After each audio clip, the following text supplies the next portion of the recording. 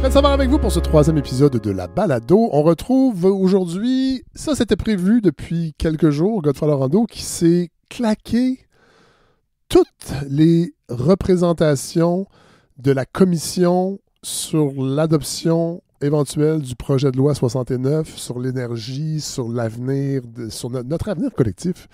Puis je suis vraiment content d'avoir God. En fait, grâce à God, je suis pas obligé de faire ça. Mais vous allez voir, c'est passionnant. God a fait ses devoirs. J'imagine qu'on va recevoir des courriels de nos taupes un peu partout dans le réseau, là, à Hydro-Québec, à Énergie. Bon. Et ça va probablement façonner notre réflexion. Mais voilà, belle, magnifique chronique de Godefroy. On retrouve Coralie Laperrière aussi pour sa première chronique de la saison. Vous allez voir, ça bûche. Je vais recevoir les courriels, c'est sûr, après son passage, comme d'habitude. On va présenter le nouveau numéro de Lettres québécoises. On retrouve Nicolas Giguère. Toujours beaucoup de fun. Même si c'est un partenariat, ça aussi, c'est une vitrine que j'offre au magazine. Mais parler 12, 15, 20 minutes du contenu d'une revue comme Lettres québécoises, c'est toujours bien agréable parce que ça m'oblige à la lire, donc je la lis d'avance. Et à chaque fois, je me dis, ah oui, c'est vrai que je devrais lire telle autrice, je devrais lire tel auteur. Et là, ça va être sur, en fait, c'est sur Michel Jean. Et vous allez voir, j'ai des petites questions quand même plus corsées à Nicolas. Et c'est ajouté à la dernière minute Louis-Philippe Lampron, qu'on a entendu au premier épisode. Vous savez, il est en sabbatique, entre guillemets, à New York. Il prépare son essai sur la liberté d'expression. Et là est arrivé ce jugement de la Cour d'appel sur la plainte d'un promoteur immobilier envers la Tulipe. La Tulipe qui est fermée depuis plusieurs années à cause de ça, qui ne peut pas faire ce qu'elle a à faire, c'est-à-dire de l'art vivant. Et ça a vraiment... C'est venu chercher Louis-Philippe. Là, il m'a écrit avant hier. Il m'a dit « Hey, ça te tente-tu d'avoir mes réflexions là-dessus? » Puis j'ai dit « Ben oui, bien sûr. » Alors voilà, on va d'ailleurs commencer avec ça. Parce qu'hier, il y avait cette grosse manif devant la Tulipe et on va aller écouter les réflexions de Louis-Philippe Lampron, puis après ça, ce sera l'épisode qui était prévu au programme. Bon épisode, tout le monde!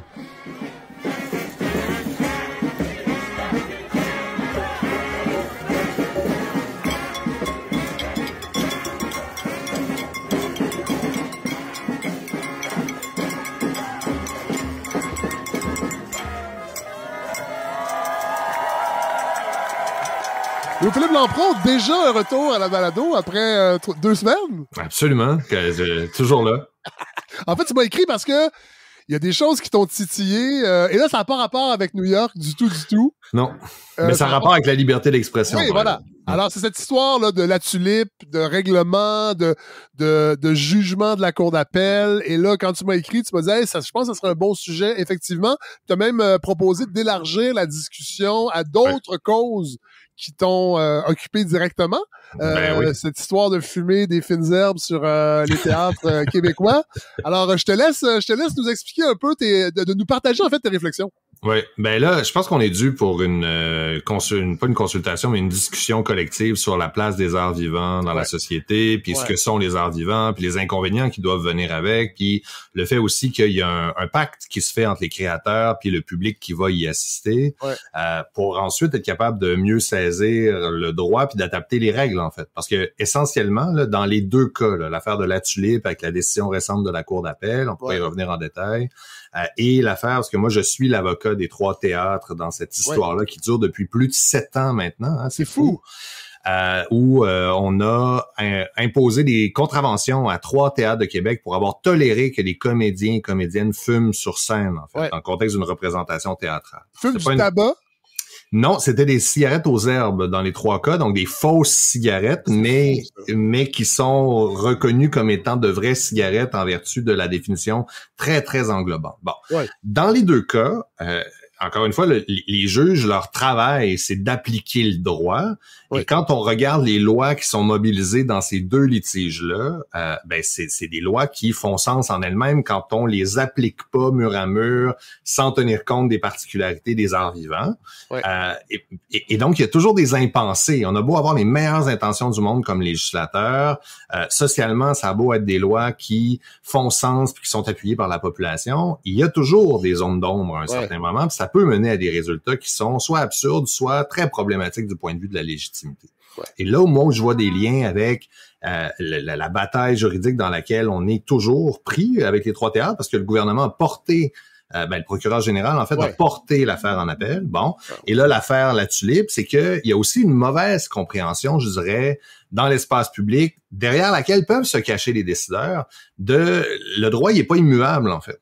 Donc, si le législateur ou les responsables des réglementations qui sont appliquées d'une telle manière qu'à poser problème du point de vue de la légitimité, ben ils sont en désaccord avec ça, ben qu'ils l'adaptent, la législation, en fait, qu'on la crée, l'exception qui va faire en sorte que La Tulipe va pas être obligée de fermer, puis que les 3 théâtres de Québec seront pas pris dans une bataille juridique pendant presque 10 ans si jamais on finit par se rendre en Cour suprême du Canada.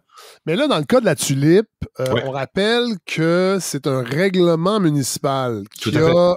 en fait, non. C'est qu'il y a eu un achat par un promoteur immobilier d'un immeuble qui était mitoyen à La Tulipe. Ouais. Il a été transformé en condo. Notamment. Il y a aussi des commerces, en fait. Mais il y a eu un zonage qui a dû être changé, qui a été changé par un fonctionnaire. Donc, c'est pas les élus qui font ça, ces décisions-là, parce que je voyais sur les réseaux sociaux, on accusait évidemment Valérie Plante, la gauche, Projet Montréal, mais là, c'est des fonctionnaires, là. Après ça, qui a fait le règlement? Ça, faudrait voir, là, mais... Ben, il y a la question du zonage. Ça, c'est une belle question. Mais quand on lit les 2 décisions, parce que la Cour d'appel, il y a eu une première décision, hein. Bon. Où on essayait de concilier les 2 parties, c'est-à-dire... Exactement. Bon. Et donc, le nerf de la guerre, c'est 2 dispositions du règlement de la Ville de Montréal sur le bruit. Ouais. Et comme tu le dis bien, quand on retourne lire la décision de la Cour supérieure, là, on a toute la trame factuelle, en fait. C'est-à-dire que, grosso modo, le plaignant, donc il emménage et il habite aussi. Donc, il loue il loue, il vend, je sais pas, il est propriétaire de l'immeuble, mais il habite là. Et là, on a le résumé, hein, toutes les discussions qu'il y a eu avec La Tulipe en disant, écoutez, ça n'a pas de bon sens, les tests de son le jour. Donc, c'est vraiment très intéressant. Puis ça met en contexte, en fait, il y a un problème, là, manifestement. Et donc, il y a des discussions qui s'engagent. Ça, c'est dans la décision de première instance là, de la Cour supérieure. Et La Tulipe va faire venir une firme d'experts pour venir évaluer, donc, qu'est-ce que ça prendrait pour mieux insonoriser la bâtisse. Bon, finalement, la COVID frappe. Ils font pas les travaux nécessaires. Et ça mène à la première demande d'injonction. En première instance, ce qui est intéressant, c'est justement, il y a 2 dispositions. Il y en a une qui dit, l'article 8 du règlement sur le bruit, là, que il y a un niveau de bruit acceptable. Je résume, là, il y a un niveau de bruit acceptable dans certaines zones, puis donc, ça implique que dans certaines circonstances, de telle heure à telle heure, il faudrait peut-être baisser le son, puis en journée, tu as plus de marge de manœuvre pour... Mais Philippe, est-ce qu'il est chiffré, ce niveau de son-là? Il est chiffré et je serais absolument incapable de t'expliquer les formules mathématiques qui permettent... C'est ça. Mais il est chiffré. Okay. Ça, c'est donc, par ordonnance.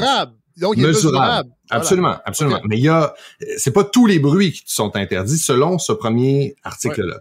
Mais ensuite, tu as un deuxième article. Puis le droit, c'est toujours ça. T'as le particulier l'emporte toujours sur le général.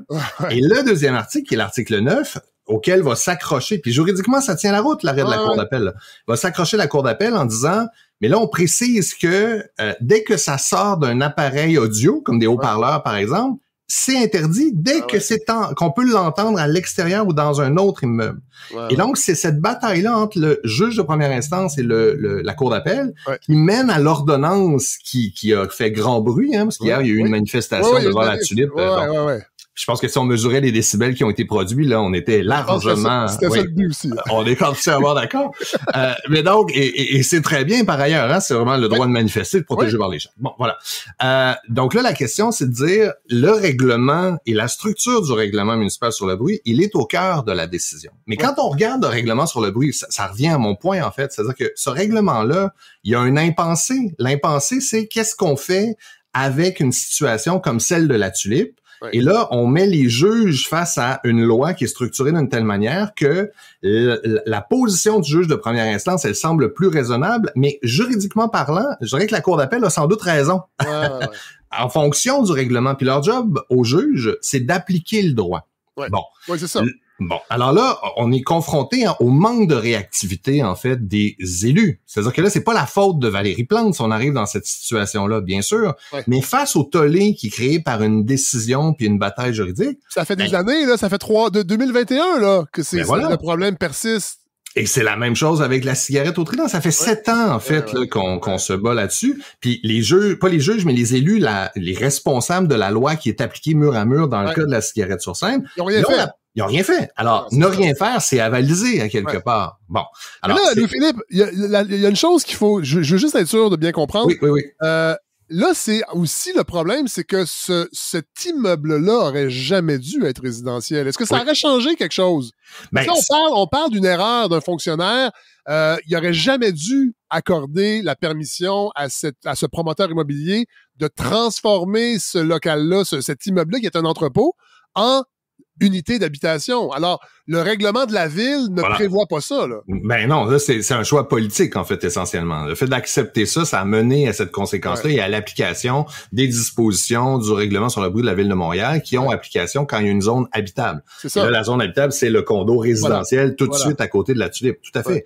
Mais là, sur la question de la tolérance, il y a quand même une décision de première instance qui ouvre la porte à quelque chose qui serait plus raisonnable. Surtout que quand on regarde les discussions qui ont été rapportées au début là, dans la trame factuelle, on voit que les propriétaires de la Tulipe étaient tout à fait ouverts à trouver une solution raisonnable permettant de limiter la nuisance qui venait avec les tests de son pour protéger la quiétude du voisin.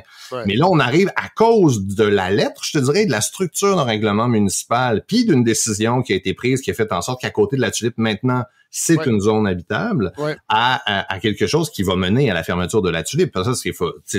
Mais là, attends, wow. Là, tu vas vite, Louis-Philippe. Là, la Ville a déjà réagi en disant qu'ils vont changer le règlement. Bon, ça, c'est une très bonne chose. Bravo. Il paraît. Et d'ailleurs, au moment... ça va être la semaine prochaine. Je pense la prochaine réunion du Conseil, ça sera probablement... Est-ce que ça pourrait être rétroactif? C'est une injonction de toute façon, fait que ça va changer la donne, parce qu'une injonction, essentiellement, c'est une ordonnance de cesser de faire ou de faire quelque chose. Alors, ça vaut à partir de la date du jugement pour le futur. Donc, à partir du moment où la réglementation sur la base de laquelle l'injonction est fondée change, ben la conclusion ne tient plus, en fait. Alors, donc, grosso modo, pour le futur, en lien avec l'effet de l'injonction, si la réglementation s'est adaptée, on est dans un autre environnement, puis donc moi j'imagine que le règlement va être changé dans le sens de la décision de première instance en disant ben là on va s'assurer que ici il y ait l'application de la mesure mesurable du son en fait qu'il va devoir être toléré par des voisins pour des établissements comme la Tulipe. Et donc, ça va impliquer des travaux. Mais là, c'est parce que l'application, je te dirais, du règlement tel qu'il est à la lettre, ça mène à... C'est une exigence qui est impossible à respecter pour un établissement comme la Tulipe. S'assurer que les basses ne puissent pas être perceptibles, en fait, dans l'immeuble voisin. Juste pour que je comprenne. Donc, si le règlement est changé, le jugement de la Cour d'appel, le dernier jugement, tombe aussi? Ben, sans tomber... Ben, c'est pas qu'il est plus effectif, mais c'est-à-dire qu'on va être dans une autre situation, en fait. C'est une injonction pour le futur, mais là, le règlement n'est plus le même. Les juges, ils se sont fondés sur un règlement, puis le règlement, il change. Donc, le plaignant, donc ce promoteur, est-ce qu'il va pouvoir refaire la même démarche? Ben, c'est-à-dire qu'avec le nouveau règlement, il va falloir qu'il le voie, mais les conclusions qu'il va rechercher vont nécessairement être différentes à la lumière de la nouvelle réglementation. Ça, c'est très, très clair. Maintenant, je suis pas un spécialiste en matière de droits acquis et tout. Est-ce qu'il y aurait une prise pour dire que il y avait des droits acquis en lien avec l'ancienne réglementation? Ça se pourrait, on ne sait pas. Ça, j'avoue que je suis pas capable de répondre parce que c'est vraiment un spécialiste de droit immobilier que ça prendrait. Mais avec le tollé qui se passe, moi, j'ai l'impression que le changement... peut-être que je suis trop optimiste, mais que le changement de réglementation va venir faire du compromis la norme, en fait, et s'assurer qu'on n'a pas d'autres situations. Alors, là, on parlait de réactivité des élus, là. Là, c'est formidable si c'est le cas. Moi, ma réaction, c'est je voyais se répéter la même chose dans laquelle les 3 théâtres de Québec sont embourbés. C'est-à-dire il n'y a pas eu les mêmes manifs, par exemple, pour les théâtres? Non, il n'y a pas eu les mêmes manifs. On est bien d'accord. Mais tu sais, quand on revient à l'application aux 3 théâtres de la règle, je te parlais encore d'impensé. La règle, en fait, elle prévoit, pour lutter contre le tabagisme, que on peut pas fumer, les fumeurs ne peuvent pas fumer dans des lieux clos accessibles au public. Bon. Alors, évidemment, ça s'applique à l'intérieur des salles de théâtre et des théâtres en général. Mais les législateurs avaient-ils pensé, on prétend que non, que l'interdiction pourrait aller jusqu'à la représentation dans une pièce de théâtre dédiée à la vie de René Lévesque d'un acteur qui représente René Lévesque et qui décide de fumer sur scène. Bon. Là, sauf qu'il n'y a pas l'exception dans la loi. Fait que donc, les juges, le juge de première instance, puis les inspecteurs initialement, ils disent, ben voilà, tu fumes à l'intérieur d'un lieu clos, peu importe que tu sois acteur ou vrai fumeur, nous, on te donne une contravention. Ouais. Et là, on a une décision de la Cour supérieure qui était en notre faveur. On en était très, très heureux. Mais là, le PG décide de défendre la loi et va en appel de ça. Et pendant ce temps-là, on peut pas personnifier René Lévesque sur les scènes du théâtre en attendant, là, en fait, de façon crédible. Avec une cigarette de craie ou avec un bâton de carotte pour illustrer la cigarette. Tout est possible au théâtre. Oui, évidemment, mais bon. Il y a des limites, là. On est bien d'accord. Surtout que je reviens à la place des arts vivants et au contrat, en fait, avec les spectateurs. Je suis à New York en ce moment, là, donc, sur Broadway. C'est le compromis qui est recherché par les trois théâtres, qui va tout à fait de soi et qui est conforme avec le fait que ce sont des adultes avec des adultes, là. Et je rappelle qu'il est tout à fait légal, par ailleurs, si moi, je suis un fumeur, de faire un lift à mon voisin en fumant comme un pompier dans ma voiture. Là. Fumer n'est pas encore illégal au Québec et au Canada. Non. Bon, alors, le pacte là, comme tel, qui est confirmé dans plein de juridictions, dont à New York, c'est de dire, si on fume des cigarettes aux herbes, parce que les arts vivants, c'est une expérience... Ils sont pas nocives. Ils sont pas nocives. La thèse défendue par le gouvernement en cours, c'est de dire, toute fumée secondaire est nocive. Toute combustion, en fait. Oui, mais en même temps, la loi n'interdirait pas. C'est le paradoxe. Pour moi, c'est presque un paradoxe qui affaiblit la thèse du gouvernement. Mais ça, je mets mon chapeau d'avocat quand je dis ça. Si je prends un paquet de cigarettes, que je le mets dans un vase, je le vide là, et je mets le feu après pendant une représentation théâtrale, ça, c'est pas interdit. Je ne peux pas me faire donner de contravention. Alors, il y a quelque chose de l'ordre de l'objectif qui est de décourager le tabagisme, et tout le monde est d'accord avec ça. Les trois théâtres sont d'accord avec ça. Bon. Mais la place des arts vivants, expérience multisensorielle à laquelle des adultes, artistes, créateurs convient d'autres adultes, spectateurs, pour partager une expérience qui est proposée, ça, c'est complètement évacué du débat juridique. On va terminer avec ça, Louis-Philippe Lampron. Est-ce que le juge, parce que moi j'ai lu, entre autres, Alain Brunet là, sur Paname 360 qui il était fâché, avec raison, mais il incluait le juge là-dedans, puis il disait que le juge aurait dû... Est-ce que le juge aurait pu inclure sa propre... Là, tu vas peut-être trouver que c'est une question là, mais est-ce que le juge aurait pu inclure dans son jugement sa propre sensibilité à ces concepts-là d'art vivant, de raisonnabilité, de covoisinage, tout en respectant la loi, ou non, il faut vraiment que les œillères, en fait, que ces sensibilités-là soient laissées au vestiaire et on y va juste avec l'esprit de la lettre de la loi. Ouais, tout dépend de la question qui est posée, en fait, essentiellement. Puis là, je vais mettre en relation, en comparaison les deux affaires, cigarettes au théâtre versus, bon. Là, l'affaire de la tulipe, c'est vraiment une affaire d'injonction avec des règles applicables en matière de droit civil, de bon voisinage, de responsabilité civile, etc. Dans ce contexte-là, les juges, il faut qu'ils appliquent la loi, en fait. Donc, grosso modo, on leur demande d'être autant que possible des sphinx, de lire la loi, de lire la jurisprudence, de regarder les faits, de les faire entrer dans les cases, puis de dire, en fonction des lois qu'on m'a chargé d'appliquer, la conclusion, c'est celle-là. Le résultat, il est celui voulu par le législateur, et donc, s'il y a des enjeux de légitimité politique, le juge va pas entrer là-dedans. Non, c'est ça. Et c'est une bonne chose. Oui. Parce que c'est en fonction du respect de la séparation des pouvoirs. Là, le judiciaire, il a la responsabilité. Bon, l'état de droit, c'est ça. Les juges, on leur demande pas de faire la loi, on leur demande de l'appliquer. Bon. Dans le contexte de la cigarette au théâtre, là, nous, on est confrontés dans une situation où ce qu'on conteste, c'est carrément la constitutionnalité des dispositions qui ont permis l'imposition de la contravention aux trois théâtres. Et donc là, on se fonde sur la liberté d'expression artistique. Donc, tout le débat sur la place des arts vivants c'est même une obligation, en fait, pour un législateur que de donner un espace aux arts vivants dans l'établissement de la réglementation. En tout cas, c'est la thèse qu'on défend. Mais là, évidemment, le juge, on lui demande carrément d'imposer, en fait, et d'accepter notre définition de ce qui doit venir avec la nature même des arts vivants qui ont une vocation subversive, en fait, là, dans le rapport, justement, entre les artistes et les spectateurs. Donc, d'un juge à l'autre, sa réception, malgré la loi, pourrait être différente. Tout dépendant s'il est abonné À un théâtre ou non, par exemple. Ben, en tout cas, ou de son niveau de compréhension de ce qu'est le théâtre. Et c'est pour ça que pour moi, il y a un rôle, on peut pas, et je pourrais même ouvrir à la question au printemps érable en 2012, là, quand il y avait eu la multiplication des ordonnances. Bon, donc il y avait tout le débat sur une grève étudiante versus le boycott qui avait été que le gouvernement Charest avait essayé d'imposer, là, pour dire, la grève étudiante, ça n'existe pas, il n'y a qu'un droit individuel de boycott. Bon. Mais quand on lisait les demandes d'injonction, les juges sont pris avec la jurisprudence et c'est une très bonne chose, tu sais. On tranche pas à l'arbitraire. Oui, puis on tranche pas à la sensibilité puis à la tête du client. Bon.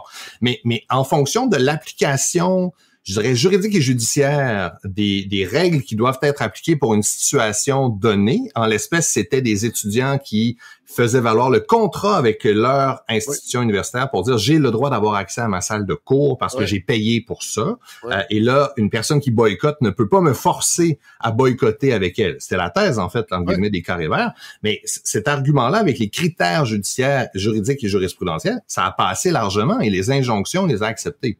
Et c'est pour ça que cette situation-là, comme pour moi la situation de la cigarette sur scène, et là on le voit là, avec la tulipe, ça prend une intervention du législateur qui va venir corriger le tir, en disant si on entre dans une zone où on réalise que l'impensé produit des résultats illégitimes, ben là on est dans la sphère politique et c'est au législateur d'agir ou pas pour corriger le tir. Parce que s'il ne fait rien, le législateur, ben là, il peut plus se cacher derrière l'impensé. Il avalise la conséquence de l'impensé. Il a été verbalisé, il a été pointé du doigt, entre guillemets, cet impensé-là, puis il arrive, il faut réagir. Et il est appliqué de manière contraignante. C'est ça une décision, c'est l'impact de la décision de la Cour d'appel. Voilà. Merci, Louis Blanc-Bron. Je suis vraiment content que tu sois maintenant dans l'équipe de chroniqueurs, parce que là, tu m'écris. En plus, t'es proactif, tu m'écris. Il y en a qu'il faut que je gosse pour dire, hey, ça te tente-tu de faire une chronique? Puis toi, t'es, faut que je réagisse. Ça nous permet de bien comprendre. Et on va se retrouver bientôt aussi pour ta cavale à New York, là, parce que il se passe aussi des choses à New York. C'est léger, mais oui, il se passe des choses. Hey, salut! Bye.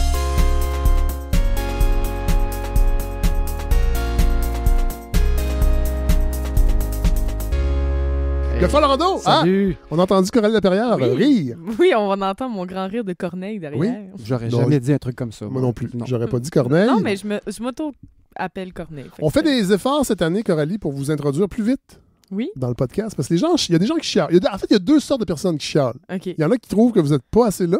OK. Puis il y en a qui trouvent que vous êtes trop là. Ah, ben c'est parfait, ça. Ça va être le... On les salue. C'est inquiétant. Faire l'unanimité, c'est inquiétant. Oui, tout à fait. Godefroy Lorando? Oui.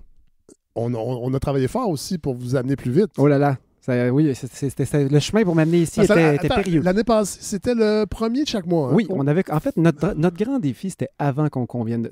C'est important dans la vie, Fred, d'avoir un plan. Oui. Hein? Oui. Et moi, j'étais un gars... gars... Pas juste empiler les chroniqueurs. Non, c'est ça, exactement. Puis je parlais pas de vous. Je parlais de moi. Que dans le fond, on s'entendait pas sur une date. Puis là, c'était, si jamais j'ai une bonne idée, je vous appelle. Puis là, si jamais il y a un trou, vous m'appelez. Puis là, à un moment donné, on s'est rendu compte que quand on faisait ça, on était en jonglerie complète. Oui. Et là... est venue cette idée d'un plan. Oui. D'ailleurs, au CPE, ils aimeraient ça que je fasse un plan aussi. Bon, c'était l'Assemblée générale hier. C'est pour ça que j'étais un peu en mode Assemblée générale. Oui. Et puis, on s'est dit, première fois, premier samedi du mois, ouais. Ça faisait un peu vedette, fait que ça comblait mon ego. Oui. Beaucoup d'ego dans ce balado. En effet. Subordonné au vôtre. Et puis après ça, ensuite, cette année, on ne savait pas trop ce qu'on allait faire. Puis là, ça m'amenait un peu loin. Oui, parce que j'ai commencé plus tôt que prévu. Ouais. Bon, c'est ça. Là, début octobre, c'était beaucoup trop loin. Et surtout quand ça va être René Daniel-Dubois, à qui j'avais déjà parlé. Ouais.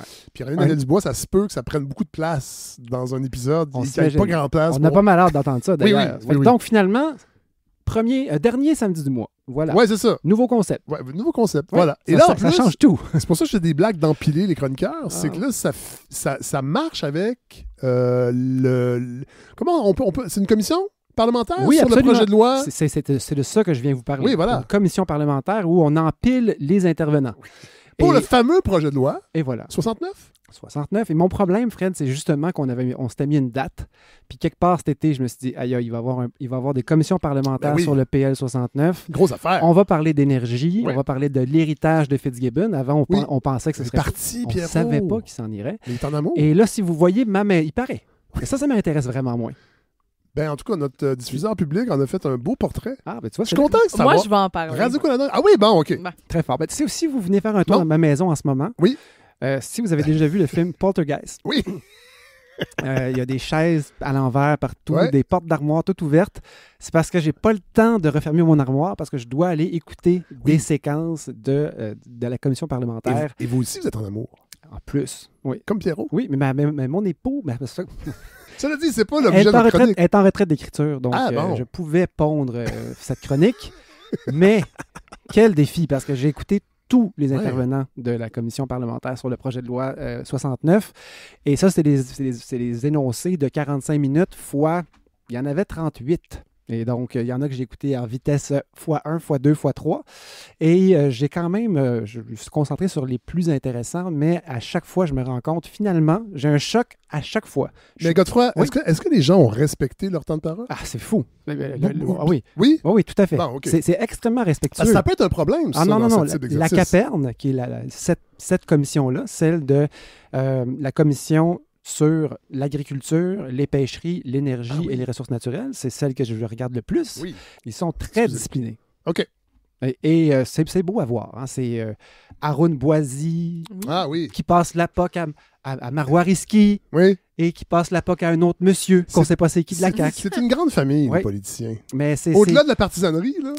Savez-vous qui m'a... J'avais préparé une slide dans mes notes pour vous parler de mon opinion sur les politiciens que j'ai vus interagir. Ouais. Je vais me limiter en vous disant que Haroun Boisy est intéressant. Oui. Oui, il pose des bonnes questions, il a l'air intelligent, il est préparé, il est terre à terre. Et Marois Risky aurait la palme dans la commission vraiment de la partisanerie. Elle n'arrête pas. Elle ne met pas sur pause. Elle n'arrête pas d'être partisane. C'est fou. C'est quelque chose. Elle m'était désagréable à écouter. Ah? Oui. Okay. Alors que j'avais une belle image d'elle. Vous savez que c'est la dernière politicienne à avoir été invitée à la balado Fred Savard, à la saison 1. Et ceci explique peut-être cela. Non. C'est pas... Non, elle était... Elle a un discours intéressant sur les paradis fiscaux, entre autres, qui est sa spécialité. Oui, puis mais à un moment donné, j'ai convenu que si j'en invite un ou une, je les invite toutes. Puis les cassettes, c'est les années 90, on n'en veut plus de cassettes. C'est souvent ça ce qu'ils font, alors voilà. Alors, projet de loi 69, proposé par le super ministre Fitzgibbon, propose de nombreux changements qui sont en lien avec la Régie de l'énergie, comme ce fameux PL 34 que j'avais étudié pour vous en 2020, si je ne me trompe pas. Avec M. Julien. Oui, c'est ça. Très sympathique. Je ne me suis pas ennuyé de lui. M. Julien était suffisant en commission parlementaire, alors que notre nouvelle ministre... Oui, Mme Fréchette. Je dirais pas un vent de fraîcheur, mais presque. C'est un vent de courtoisie. C'est un vent d'éolienne. Très fort. Vous devriez préparer un petit quelque chose en humour, Fred. Mais bientôt, là. 5 octobre au Lion d'Or. Incroyable. On en reparle plus tard. Oui. Donc, ce dont on parle, entre autres, donc des modifications à la loi sur la Régie de l'énergie. La Régie de l'énergie reprend un peu de pouvoir qu'elle avait perdu avec le projet de loi 34, mais par contre, en perd aussi d'autres. Donc, c'est pas unanime là, que la Régie s'en trouve pas vraiment renforcée, mais elle reprend le contrôle des tarifs, au moins. Oui. On n'est plus simplement indexé avec l'inflation, ce qui n'a pas beaucoup fonctionné parce qu'il y a eu beaucoup d'inflation. Il y a la naissance annoncée d'un plan. Un plan, Fred. Encore? Ça, c'est bon signe, parce qu'on sait que quand il y a un plan, les choses se passent. Oui. Et donc, c'est un plan intégré des ressources énergétiques qu'on appelle dans le jargon, là, je vais vous l'expliquer, un PGIR. Ah, un PGIR. Si vous entendez parler d'un PGIR, c'est pas un PGIR solitaire, c'est autre chose. Ça sonne juste comme un autre compte épargne que j'ai pas. C'est vrai que ça sonne comme un truc comme ça. C'est loin d'être ça. Donc, c'est un plan intégré des ressources énergétiques. C'est l'espèce de grande feuille de route pour organiser l'énergie dans un pays ou dans une juridiction. Et donc, ça a été salué, ça. C'est comme si on en aurait eu besoin il y a 3-4 ans déjà. Ça aurait peut-être permis de ralentir notre super ministre dans les choix très discrétionnaires qu'il a fait. Tout à fait. Et donc, dans ce projet de loi-là, je nomme certains détails là, sur lesquels je ne vais pas m'étirer, mais tout de même, c'est une loi qui va permettre, si elle est adoptée, telle qu'elle, à Hydro-Québec de se départir et de vendre des petites installations de production au privé. Donc, des petits barrages, des petites affaires comme ça. Donc, capitaliser un peu. Ensuite, autoriser, ça on a entendu parler, autoriser la vente d'énergie produite par un privé à un autre privé, mais on limite ça à adjacent. Donc, on peut vendre seulement à son voisin. Donc, on ne peut pas injecter dans le réseau et vendre à quelqu'un qui est plus loin. Donc, selon les experts, ça limite disons un peu la portée de cette privatisation. Mais c'est une brèche quand même. C'est une brèche parce qu'on pourrait en rajouter d'autres plus tard, évidemment. Ça autorise Hydro-Québec à instaurer une tarification plus flexible. Dans une même journée, par exemple? Ben oui, c'est ça, d'autoriser cette fameuse tarification Uber, si on veut. Oui. Plus on demande d'électricité, plus elle coûte cher. Et faire notre lavage la nuit. Fin des appels d'offres systématiques. Oui. Donc, ça veut dire quoi, ça? Ben, ça veut dire qu'il y a bien des cas où Hydro-Québec se faisait des appels d'offres à elle-même. C'est un peu absurde. Il y avait toute une bureaucratie. Et là, maintenant qu'Hydro veut devenir maître d'œuvre de ces grands projets d'éoliennes et de solaire peut-être, ben là, ils n'auront pas à faire des appels d'offres puisqu'ils sont eux-mêmes Ils vont pouvoir aller de l'avant. Ils vont pouvoir aller un peu plus vite. Et de la même manière, on n'aura plus besoin d'aller chercher un décret gouvernemental à chaque fois qu'on veut créer une entente particulière avec un groupe de Premières Nations ou une municipalité. Pour genre payer des factures? Excusez, c'est parce que c'est dans l'actualité cette semaine, on n'a pas le choix d'en parler. Là. Mais c'était trop facile de faire un écho, par exemple, parce que les Premières Nations sont venues à la CAPERM. Ils ont pris parole. Et qu'est-ce qui a été retenu par les médias? Une seule chose. On veut être actionnaire d'Hydro-Québec. Et la réponse de Québec, une seule chose. Je pense pas. Vous nous devez 250 millions. Et ça sort après. Oui, c'est intéressant. Il y en a qui disaient, est-ce que ça va être un levier de négociation? Parce qu'il y a une réconciliation économique aussi à y avoir. Moi, ce que j'ai retenu de la présence des Premières Nations, et évidemment, c'est pas dans mes notes, donc alignez-vous pour une chronique des 40 minutes, c'est qu'elles se sont présentées malgré elles à ce projet, à cette discussion-là, pour leur dire, on n'est pas des participants à votre communication, à votre commission, on est des interlocuteurs. On n'embarque pas dans votre gouvernement. Donc, il faut qu'on négocie de gouvernement à gouvernement. On en parle parce que ça fait de l'actualité et sur les réseaux sociaux, évidemment, c'est pas joli ce qu'on peut lire. J'imagine que ça n'a pas d'être beau. Non? Mais en même temps, j'invite les gens qui ne sont pas contents d'aller vivre un mois dans une communauté avec l'électricité gratis, puis je pense que vous allez revenir assez rapidement. Ou on pourrait l'échanger contre de l'eau potable. En tout cas, voilà. Petite parenthèse que je referme. Plein de sujets à développer, mais donc les Premières Nations faisaient partie de cette grande réflexion-là et faisaient partie aussi des modifications législatives. Ça veut dire qu'on pourrait s'entendre davantage plus rapidement. Et Sebia semble... Michael Sebia, DG d'Hydro-Québec, très, très ouvert aux Premières Nations. Les grands chefs qui étaient là à la commission disaient « Ce monsieur-là est venu nous voir chez nous. » Et ils semblaient lui faire confiance pour l'avenir. Ce qui, moi, me plaît. J'aime cette idée. On intègre à la mission d'Hydro-Québec et de la Régie de l'énergie ce fameux concept de transition énergétique qui était absent. Et donc, on amène ce thème-là en haut de la liste de ce qui devrait influencer les décisions par la suite. Par contre, devrait aller plus loin, selon Normand Mousseau, par exemple, qui était un des intervenants de l'Institut d'énergie Trottier. Au projet de loi, on aurait dû fixer l'objectif de carboneutralité du Québec en 2050, puis de s'obliger à le faire législativement. Ça aurait eu plus de dedans. Oui, sans doute, puis ça aurait été contraignant. Au lieu de juste dire décarboner en conférence de presse, comme la CAQ fait depuis 2-3 ans. Oui, et si on s'attarde à tout ce que les experts ont à dire là-dessus, ils vont vous dire la décarbonation, en ce moment, elle est alléguée. Oui, c'est ça. Elle n'est pas du tout en place. Non, elle n'est pas dans le réel. Elle n'est même pas enclenchée. Elle n'est pas dans le réel. On a déjà dépassé notre budget pour 2050, là, le Canada. Ah oui? On a déjà dépassé ce qu'on devait arrêter. Techniquement, on devait diminuer les GES de 50% d'ici 2030, puis après ça, l'autre 50% avoir jusqu'à 2050. On n'a pas diminué de 50% pantoute. On a augmenté les GES jusqu'à 2030. Et pourtant, il y a une guerre à l'auto présentement. Oui, complètement. Au point de se fâcher. Ah oui. D'ailleurs, je prépare quelque chose sur la mobilité. Ah, yes. Oui, parce que je suis tanné d'entendre cette polarisation entre moi, j'ai pas d'auto, mais toi, tu es électricien, puis tu as absolument besoin de ton camion, et tu penses que je suis tailli. Oui. Et c'est pas ça. J'aimerais ça que tu puisses venir chez nous puis avoir du stationnement. On en reparle. Donc, 38 invités. Oui, quand même. Et puis quelqu'un qui est invité peut inviter son ami. Ah! Alors, il y a des gens qui se sont invités qui n'étaient pas ça, forcément... on n'aime pas ça quand c'est une fête à la maison. Hein? La ministre était quand même accueillante. Elle est fine. Je dirais pas qu'elle est fine. Elle était accueillante là-dessus. Plein de monde qui sont venus. Pierre-Olivier Pinault de HEC. J'en ai parlé. L'Institut d'énergie Trottier, Normand Mousseau était là. L'UPA, l'Union des municipalités du Québec, le Conseil de l'industrie forestière. 38 personnes sont venues, dont ce fameux Jean-François Blain, qui est ce que j'ai de plus proche d'un man crush. C'est à chaque fois qu'il est quelque part, ça n'arrive pas souvent, mais quand je le croise et qu'il prend la parole, c'est tellement clair et poussé. Je connais pas. C'est sans doute ce qu'on appelle un super tasker. Oui. C'est-à-dire quelqu'un qui peut faire 2 tâches en même temps et les réussir les 2. Oui. C'est pas beaucoup de monde qui Ou peut un faire ça. Top Gun. Je pense qu'on dit un Top Guns dans le jargon de l'agilité. Alors, Fred, je commence. Donc, qu'est-ce que j'ai appris? Beaucoup trop de choses. Oui, j'imagine. Beaucoup trop de choses. Mais vous allez nous partager ça. Je vais essayer. Quel un barrage. Vous allez laisser aller le courant vers nous. Une ministre que j'ai trouvée solide, malgré qu'elle elle vient d'apparaître dans ses nouveaux souliers de ministre. Elle avait des mémoires à lire. 38 visiteurs qui ont presque tous des mémoires.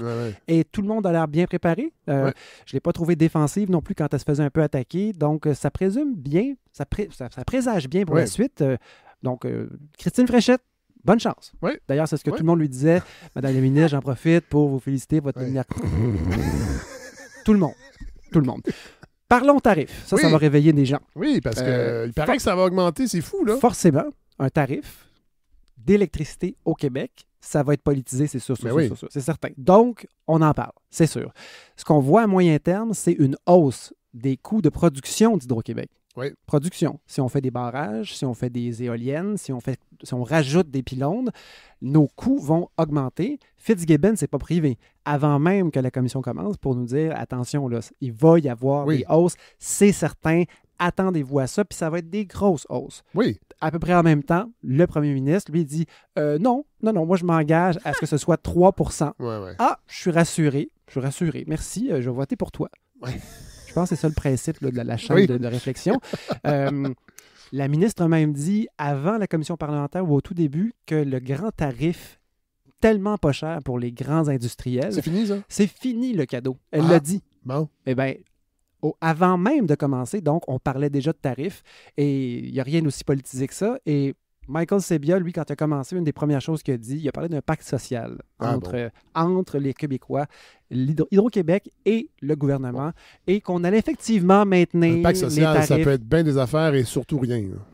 À part des belles paroles. Oui, puis ce qu'on a retenu, c'est quoi? À peu près 3 %, lui aussi, 3 à 5 %. Donc, c'est comme si on nous calmait les nerfs un peu. Mais tout le monde avait des mots à dire sur ça. Et là, évidemment, il y a plein d'intervenants qui avaient des intérêts commerciaux.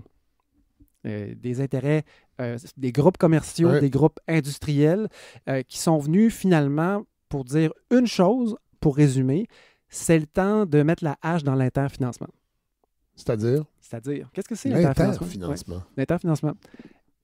C'est simplement ce choix, ce pacte social peut-être, qui fait que ça coûte pas cher.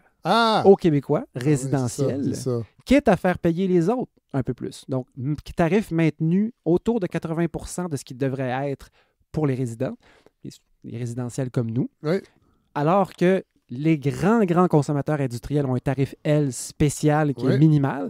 Et ceux qui sont venus vraiment dire « Allô, il y a nous aussi, c'est les PME, c'est ce qu'on appelle le commercial. Eux autres payent 133 % de ce qu'ils devraient payer. Et évidemment, Attendez. Ils payent 133 %, c'est eux qui disent ça? C'est calculé. Mais calculé... Parce que en fait, la Régie de l'énergie, une des choses qu'elle fait, c'est qu'elle détermine le juste coût de chaque kilowattheure. En calculant tous les coûts d'Hydro-Québec, les coûts de distribution, les coûts de production. Parce qu'une PME peut consommer énormément d'électricité selon ses activités. Là. Mais pas 133 % de son chiffre d'affaires. 133 % du juste prix. Non, mais ça, bien sûr, oui, c'est ça. En fait, c'est juste que... Ça reste un peu aléatoire. Pas dans ce cas-ci, parce que dans le fond, la Régie de l'énergie statue que le prix juste pour un kilowattheure, c'est ça.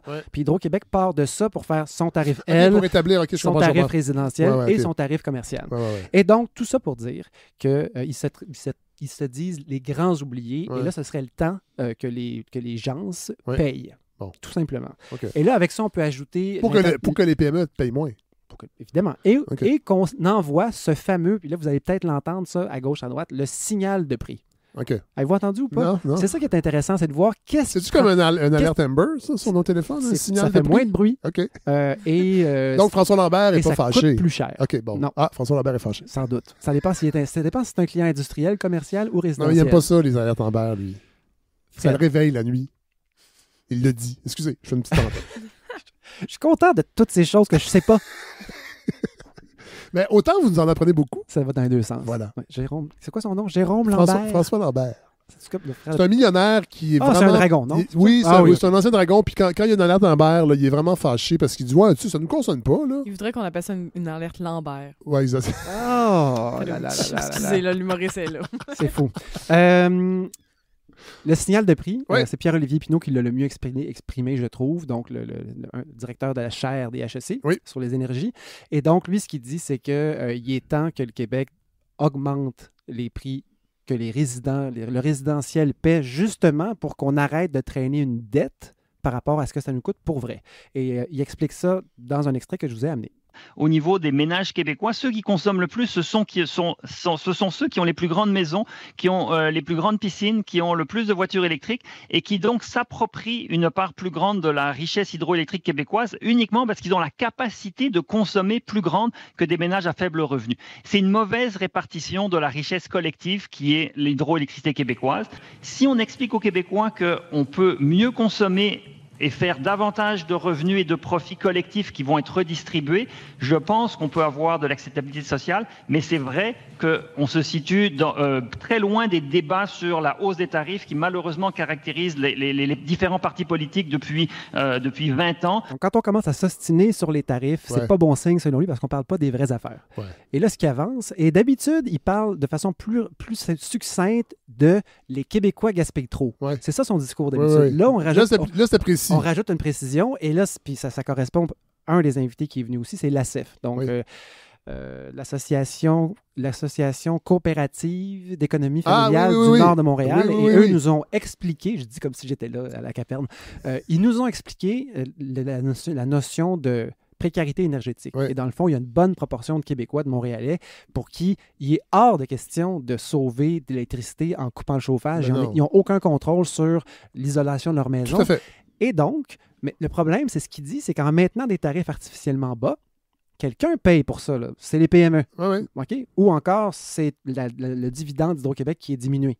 Et donc, ou les très grandes entreprises qui consomment les aciéries, par exemple, les alumineries qui ont des tarifs. Je ne sais pas si ça a changé. Les autres ont des rabais. Oui, c'est ça. Donc, eux autres ne payent pas plus. Ce qui paye au bout de la ligne si on maintient les tarifs. Non, mais attendez, ils ont des rabais. Je veux dire, les alumineries ont le droit de produire eux-mêmes l'électricité et de le revendre à Hydro-Québec. Ça, c'est autre chose. Mais non, mais c'est autre chose. Je veux dire, je pense qu'on devrait commencer par demander à eux de faire une meilleure part que en tout cas.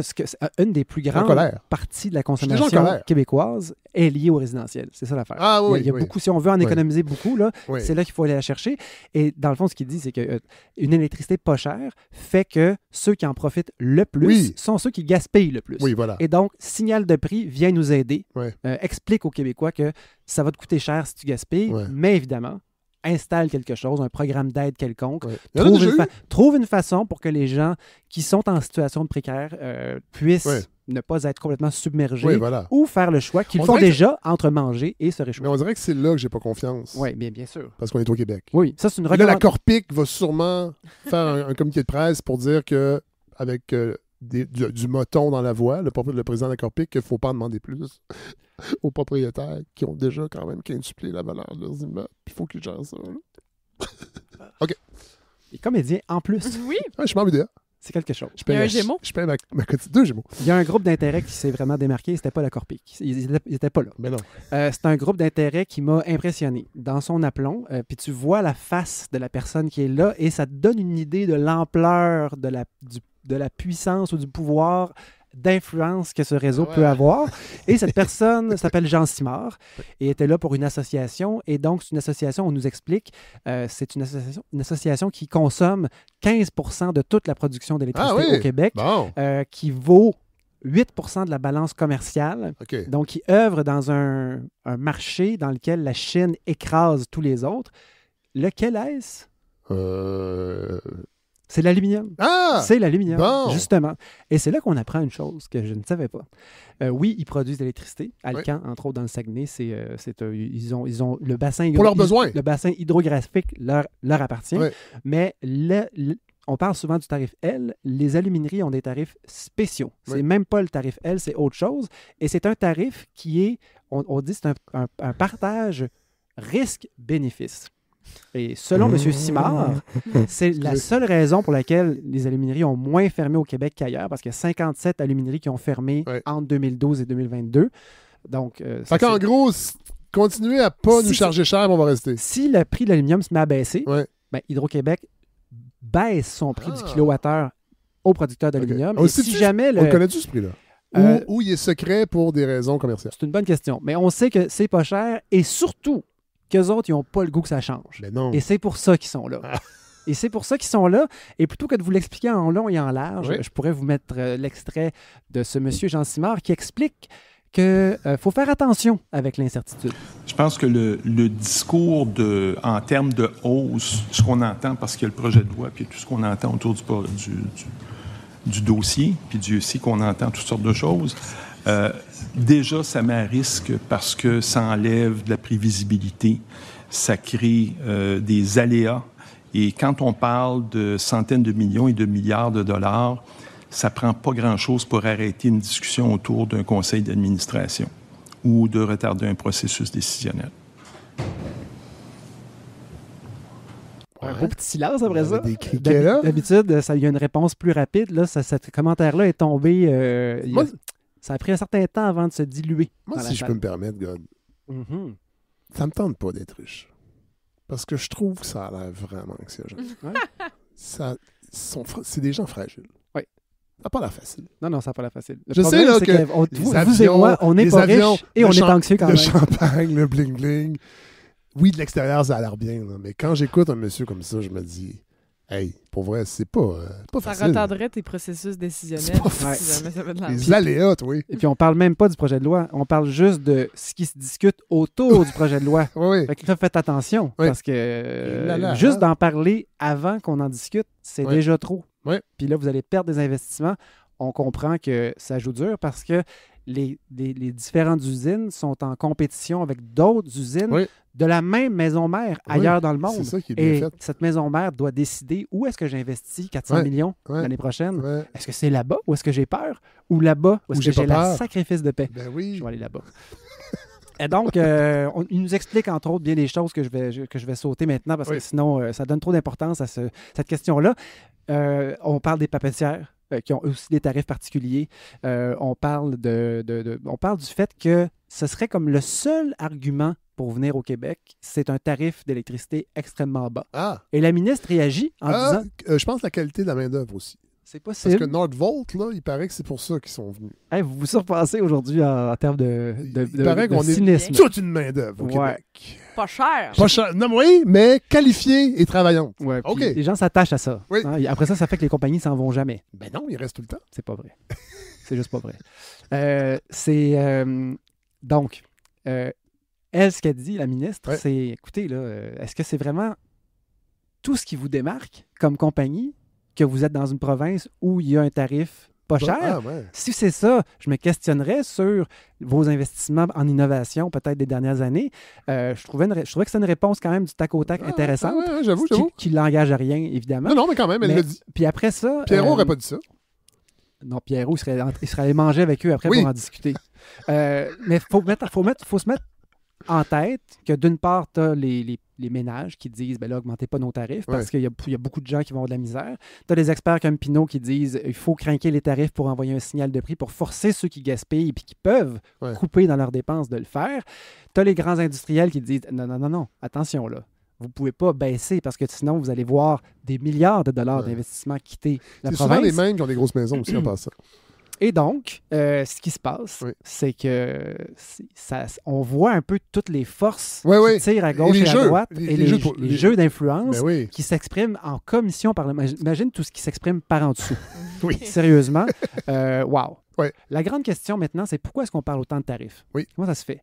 La raison, c'est parce que tout ce que les experts nous disent et Hydro-Québec nous disent, c'est que la demande explose. On ne l'avait pas prévu. C'est ça qui... ça revient. Cette question-là revient toujours. Et malheureusement, il s'en va, Pierrot.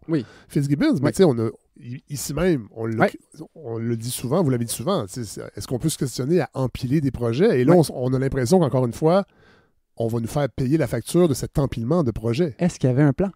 Ben... On dirait que non. On dirait que non. Il n'y avait pas de plan. Et là, ça va en prendre un. Et il y en a un, c'est le PGIR. Mais le PGIR arrive après le projet de loi. Après des grandes décisions, après qu'on ait engagé de l'électricité qu'on n'a pas encore produite. Et donc, qu'est-ce qu'on doit faire? On doit projeter une production d'énergie accrue, des investissements faramineux pour répondre à une demande qui est vraiment très intense. On a vendu de l'électricité pas chère partout dans le monde et ça marche. Puis on nous a dit que c'est pas ça qu'on fait en passant. Pensez pas ça, là.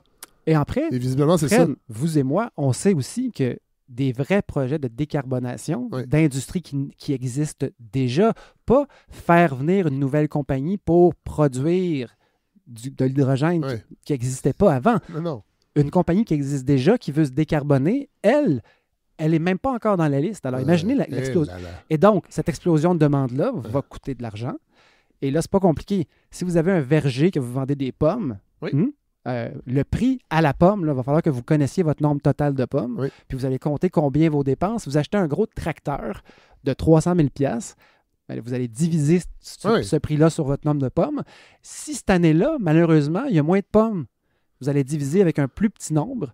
Et ce que les experts disent, notamment M. Jean-François Blain, c'est que là, on est en train d'engager des dépenses pharaoniques pour répondre à des demandes industrielles qu'on a nous-mêmes créées. On va créer peut-être de la richesse, mais on ne décarbone même pas. On n'a pas commencé parce qu'on n'avait pas de plan. Et il existe un risque aussi qu'on évalue mal la demande. Et si jamais on vend moins de pommes, si on vend moins de kilowattheures pour X raisons, il fait moins froid 3, 4, 5 années de suite. Ce qui pourrait arriver avec le réchauffement climatique. Ou des grandes industries qui ne s'avèrent pas finalement. Hein? Ben, c'est comme dans Nordvolt, là? Des industries qui ne s'avèrent pas? Si jamais on vend moins d'électricité, cette explosion d'investissement va être divisée par un nombre limité de kilowattheures, un nombre limité de pommes, et donc le tarif va augmenter encore plus. Mais on a promis de le maintenir bas. Alors, qu'est-ce qu'on va faire? On va avoir des mécanismes comptables qui fait que la facture n'ira pas aux consommateurs d'électricité. On va maintenir les tarifs bas pour que personne ne se fâche. Mais la dépense va être là quand même. Et là, qu'est-ce qu'on va faire? On va réduire les dividendes d'hydro. Puis là, le gouvernement va avoir moins d'argent. On va investir moins dans les services. Déjà que la SAQ produit moins de dividendes parce que les gens boivent moins. On va peut-être inciter les gens dans des campagnes de sensibilisation à boire plus. Peut-être. Vous avez un plan. J'ai un plan. Et ça nous ramène au plan. Oui. Parce que justement... Mais là, attendez, Godefroy. Allez-y. Vous m'avez pas donné votre plan de chronique. Je suppose en parler plus tard. Est-ce qu'on a parlé d'entretien du réseau? De explosion de la canopée à cause du réchauffement climatique. Il y a un effet sur le réseau, les pannes. Est-ce que ça fait partie des discussions de cette commission-là? Du plan du PL 69, pas du tout. Bon. Ça fait partie du plan stratégique d'Hydro-Québec, par exemple. Hydro-Québec a intégré ces dépenses-là. Quand on parle de projection des dépenses inclus... Ça inclut ça? Oui, mais c'est pas dans le PL, c'est dans le plan stratégique Hydro-Québec 2035, dont on a parlé aussi. Oui, voilà. Et donc, des investissements majeurs, si on veut être capable de satisfaire à la pointe, donc au moment où tout le monde se chauffe en même temps, on a beau avoir beaucoup de production, si on n'est pas capable de la livrer tout en même temps, on a un sérieux problème. D'ailleurs, les intervenants les plus intelligents, ceux qui m'épatent, Normand Mousseau en est un. Pas tout le temps. Dans cette commission-là, je l'ai trouvé spectaculaire. Lui démonte des exemples. C'était tellement intéressant de voir Marois Risky en tant que, dans le rôle de le politique, parler à l'expert. Et elle veut se faire rassurer. Elle dit, les panneaux solaires, c'est le fun. On a des batteries. Ça peut combler, par exemple, quand il y a des pannes. Puis on peut arrêter de perdre la viande qu'on a de congelée dans le congélateur. Puis Mousseau dit, vous avez raison. Puis ça, c'est un exemple pour que nos auditeurs comprennent à quel point ça vaut la peine d'approfondir et de laisser les gens nous faire un plan, puis laisser les experts le faire et aider Hydro-Québec à prendre des bonnes décisions. On installe un panneau solaire. Admettons qu'on en installe 20. Et là, on est capable... Parce qu'on a du homard. On est capable de remplir notre batterie Tesla ou nos 2 batteries Tesla. Et en été, si jamais il y a beaucoup de soleil, on n'achète presque pas d'électricité à Hydro-Québec. Donc, Hydro-Québec en vend moins. On revient à notre problème de tantôt. Bien sûr, moins de revenus. Moins de revenus. Puis là, on va la vendre en perte aux États-Unis à ce moment-là, sur les marchés spot. Ce ne sera pas très intéressant, mais on peut toujours faire ça. Après ça, quand il se met à faire vraiment, vraiment froid, là, la batterie Tesla, quand il y a une panne en hiver ou qu'on est à la pointe puis qu'on embarque sur nos batteries, on vide la batterie Tesla en 90 minutes quand on veut chauffer une maison. Et là, qu'est-ce qui arrive? On a encore notre problème de pointe, en plus d'avoir fait moins d'argent en été. Ouais. Et là, qu'est-ce qui se passe? Marois Risky tombe en bas de sa chaise parce qu'elle pensait que c'était le fun des panneaux solaires. Ouais. Parce qu'il y en a à Ville-Saint-Laurent. Oui. Elle l'a dit souvent. Elle a dit 10 fois, il y a des murs solaires. C'est extrêmement joli. Elle a dit ça. Puis de voir les experts démonter ça. Elle dit, mais le micro-réseau qu'il y a à Lac-Mégantic, c'est un bon exemple, ça? Pas du tout. Le micro-réseau à Lac-Mégantic, c'est un projet vitrine pour montrer, et là, je répète ce qu'il dit, je ne suis pas l'expert, mais c'est lui qui le dit. Oui. C'est un projet vitrine qui produit de l'électricité, qui alimente des buildings, qui fait qu'Hydro-Québec vend moins d'électricité en été, et quand arrive la pointe hivernale, il ne fournit pas, et Hydro doit tout fournir. Ah oui. C'est comme le privé en santé. Alors, oui, tout à fait. Pour une verrue plantaire, ils sont super bons. Mais quand ça dégénère, oups, il faut renvoyer le patient au public. Et là, qu'est-ce qu'on se dit, Fred? Il reste quoi, là? Sérieux? OK, je ne sais pas. Hein? J'étais tout pimpant avant votre chronique. Puis là... Ben, menace sur les tarifs. Oui. OK? Choix avant le plan. Oui. D'investir énormément en production pour répondre à une demande industrielle qu'on a nous-mêmes créée. Oui. Choix qu'on peut remettre en question, mettons, à partir de maintenant. Oui. Ça va être dur de reculer, mais admettons que Nordvolt, ça ne marche pas finalement. C'est-tu si grave que ça? Oui. Est-ce qu'on pourrait les... Oui. Des fois, je me suis dit, ils sont en train de mettre la table pour que Nordvolt débarque. Et les forges de Saguenay, les forges, de toute façon. Ça va pas bien. D'eux-mêmes. Pendant ce temps-là, la STM n'a pas de tarif préférentiel depuis 2014 aussi, by the way. Là, ils ont été enlevés. Je voulais juste le vérifier. J'ai regardé sur mon ordinateur. Il n'y a aucun tarif préférentiel. Fait que c'est 500 000 $ et plus qui est par année, qui est rajouté à la facture de la STM. Puis maintenant, là, on dit que le transport en commun manque d'argent, mais c'est notre faute. Il y a une guerre à l'auto, pourtant. Oui. Et si on voulait... Imaginez si c'était financé comment...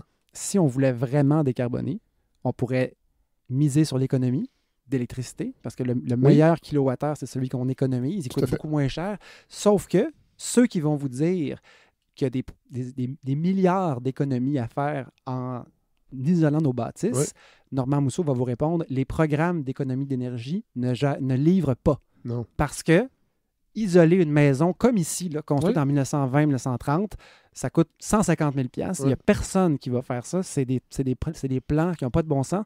Tout ce qu'il faut, ce dans quoi il faut investir, c'est tout ce qui est structural. Et qu'est-ce qui est structural? Le transport collectif. Le transport Coralie. Le transport Coralie aussi. Mais tout ce qui est structural. Donc, code du bâtiment.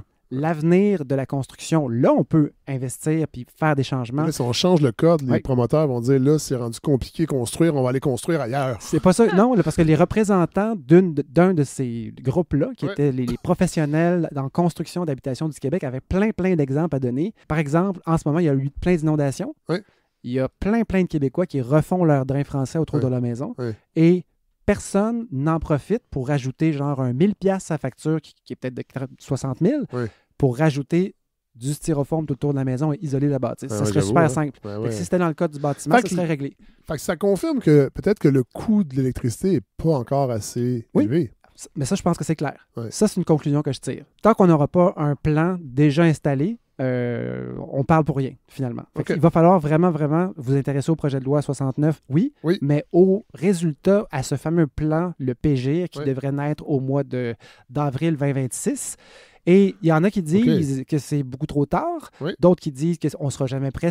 On devrait arrêter le projet de loi, commencer par un PG qui sortirait peut-être en 26-27. Après ça, un projet de loi. Ce que Normand Mousseau dit, il faut arrêter de taponner. Là. On va faire un plan imparfait, puis on va construire en le faisant. Et il y a M. Audette de la chaire de l'énergie des HEC avec qui on va laisser le mot de la fin. Dans le fond, l'importance d'un plan, c'est de nous présenter des trajectoires différentes. Puis là, en ayant les trajectoires devant nous, on pourra décider est-ce qu'on veut serrer la ceinture? Est-ce qu'on veut payer? Est-ce qu'on veut changer nos mesures, nos façons de vivre? On l'écoute. Le ministère, présentement, est responsable de déposer ce PGR-là, le premier PGR, qui ne sera pas parfait, comme on l'a entendu, le 1er avril 2026. La Régie peut commencer ses travaux à partir du 1er avril 2026. Et là, ce qui va être important, par contre, c'est d'avoir différents scénarios. Un scénario, et là, tantôt, j'entendais le nucléaire. Il faut le mettre. Le gaz, il faut le mettre. Le gaz en pointe, pas en pointe. Le GNR, les déchets, l'hydrogène, l'efficacité énergétique, plus d'efficacité énergétique, moins d'efficacité énergétique. Tout ça pour arriver à un résultat GES, les cibles, est-ce qu'on veut 0? Puis c'est ça qu'il faut présenter, puis il faut demander à l'avis de la régie suite à des consultations publiques ordonnées devant audience. PGIR, avril 2026.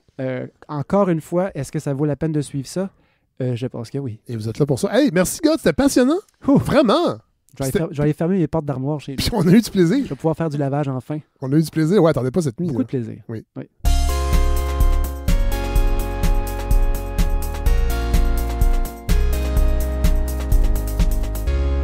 Coralie Lapierre, c'est à votre tour. Vous avez été patiente. Et là, je ne sais pas du tout de quoi vous allez nous parler. Ben, d'un peu plein d'affaires. Mais déjà, je suis contente d'être ici derrière un micro. C'est la première fois que je reviens de la saison. C'est vrai. Très contente d'être là parce que d'habitude, on se voit pour nos projets de scène. C'est vrai. Fred, c'est vrai. Dont le show Le Vieil Homme et la Mer. Oui. Samedi le 5 octobre. Qu'on présente samedi le 5 octobre au Lion d'Or. Oui. Avec Catherine Etier. Là, on se parle, on n'y a pas parlé encore pour voir ce qu'elle va préparer avec nous. Est-ce qu'elle le sait qu'elle y va? Okay, oui, elle le sait, non. Juste pour savoir. Non, mais moi, je trouve que c'est un programme très alléchant. Pour de l'humour plus intellectuel. Oui, qui vient chatouiller un petit peu le cerveau. Qu'est-ce que vous allez faire, vous? Parce que là, ce spectacle-là, Le Vieil Homme et la Mer, c'est un dialogue intergénérationnel. Exact. Il y a ça. Oui. Mais on fait chacun à peu près 30 minutes de notre matériel. Vous allez faire quoi? Ben, moi, je vais faire des blagues d'écologie, de féminisme, de pas mal de ce que je parle florilège. En général. Et alors que moi, je vais faire... moi, la montée de l'extrême droite m'inquiète énormément. Et je trouvais que l'humour, c'est un bon véhicule pour canaliser ça. Alors moi, je vais donc analyser les propos de Umberto Eco dans sa conférence « Combattre le fascisme » qui a été publiée. Qu'on peut acheter en librairie. Il a fait 195. Et lui, il identifie des traits qui nous permettent de croire qu'une société se fascise. Fred, avec un sujet là, grand public comme ça, vous allez faire l'étoile à brossard, c'est sûr? Je pense que oui. Non, mais moi, j'ai un âge où ça me dérange pas de faire ce genre d'humour. Et c'est pour ça que ça a des chances d'être intéressant. Ben, je pense qu'on propose autre chose. Puis on l'a fait déjà 2 fois. Oui. Les commentaires sont excellents. Exactement. Puis c'est un work in progress. Puis moi, j'ai vraiment beaucoup de fun. Alors voilà, 5 octobre, c'est au Lion d'Or et les billets sont en vente déjà. On va mettre le lien cette semaine dans l'épisode. Mais c'est samedi prochain? C'est samedi prochain. Ben là. Dans une semaine. Ça va être très bon. Voilà. Moi, y aller. Ah oui, d'accord. En tout cas, je suis contente d'être en podcast parce que comme ça, je peux me courber les épaules puis adopter une mauvaise posture. C'est juste le fun. Ça a été difficile de trouver un seul sujet de chronique, Fred. Il s'est tellement passé d'affaires depuis la rentrée. J'ai l'impression que même si je parle de quelque chose qui s'est passé aujourd'hui, à la diffusion du podcast, ça sera plus d'actualité. En tout cas, moi, j'essaie d'être dans l'actualité. Oui, mais ici, on peut prendre un petit pas de recul. Oui, c'est ça. J'essaie surtout d'être dans l'actualité, contrairement à Biz, qui a fait une chronique sur l'émission Mad Men au 98.5 la semaine passée. J'ai pas d'autres commentaires à faire là-dessus. Je l'ai juste sur le cœur depuis une semaine. Attendez, ah oui? Il a parlé de Mad Men au 98.5, qui est une émission qui n'est plus en ondes depuis 10 ans. À peu près. Bon, en même temps. Donc, tu sais, ça va être une chronique style potluck, mon affaire. Ça va être plein de petites affaires, pas grand-chose de consistant. Ben là, j'ai rien amené. J'ai bien de la salade. Bon, premièrement, je m'en voudrais de pas parler du départ de Fitzgibbon avant qu'il nous annonce ses fiançailles. Ah, il est-tu fiancé? Non, mais okay, bon, ça va peut-être arriver. Il est en amour. Il est en amour. Bon. C'est pour ça qu'il est parti. Il dit que ça a expliqué sa décision. Il avait dit qu'il voulait pas mourir seul aussi. En tout cas, ça, j'ai trouvé ça bien drôle. Et c'est fou, je savais pas qu'il y avait des femmes qui étaient attirées par les rats. C'est une nouvelle. Oh là là, OK. Oui, non, ben écoutez, quand le bateau coule, les premiers, c'est les rats qui sortent, hein? Ouais, c'est vrai, fait que le bateau coule. Le bateau, ouais. Puis connaissant l'éthique de Pierre Fitzgibbon, en plus, je suis sûre qu'il a utilisé l'argent des contribuables pour payer leur première date. Fait que non seulement il nous a fourré avec notre argent, il a fourré avec notre argent. Je le prends pas. Sinon, ça doit être stressant pour la femme qui sort avec Pierre Fitzgibbon. C'est une avocate des affaires. Oui, mais moi, je trouve que ça a l'air stressant parce que quand Nordvolt va faire faillite officiellement, ça va être l'homme le plus détesté du Québec. Oui. Là. Comme elle n'aura pas juste peur de présenter son chum à sa famille, mais aussi à son épicerie, tu sais. Mais sinon... Aux 5 saisons, sûrement, sur la rue Bernard. Oui, probablement. Non, il est à Terrebonne. Ben oui. Ah, il peut pas être sur l'île, ce gars-là, c'est pas possible. Ah, je savais. Ah, mon Dieu, je savais pas. Mais la petite affaire de Radio-Canada... On est en train de le doxer. Oui, on a trouvé son adresse. On va vous envoyer ça dans la newsletter. Mais moi, je suis convaincue que Nordvolt va se planter. On en parlait tantôt. La preuve, c'est que Christine Fréchette a remplacé Fitzgibbon à l'énergie. Et quand on met une femme après un homme, c'est toujours pour réparer les pots cassés. Parce que même en politique, on est pogné pour faire le ménage. Puis là, le gouvernement de la CAQ va possiblement verser 300 millions de dollars supplémentaires à Nordvolt. Il l'avait annoncé cette semaine. Donc, ça frôle le milliard de dollars avant même la construction de l'usine. Sérieux, rendu là, je serais moins insulté de voir François Legault faire un gros tas avec des 100$ puis mettre le feu dedans. Ça me dérangerait moins. Maintenant, les paris sont ouverts. Hein? Qu'est-ce qui va être fini en premier? Hein? L'usine de batterie, les stations du prolongement de la ligne bleue ou la nouvelle personnalité de Denis Coderre? Sinon, il y a François Legault, qui veut que le gouvernement Trudeau tombe parce qu'il dit ne plus faire confiance à Justin Trudeau pour régler les problèmes d'immigration.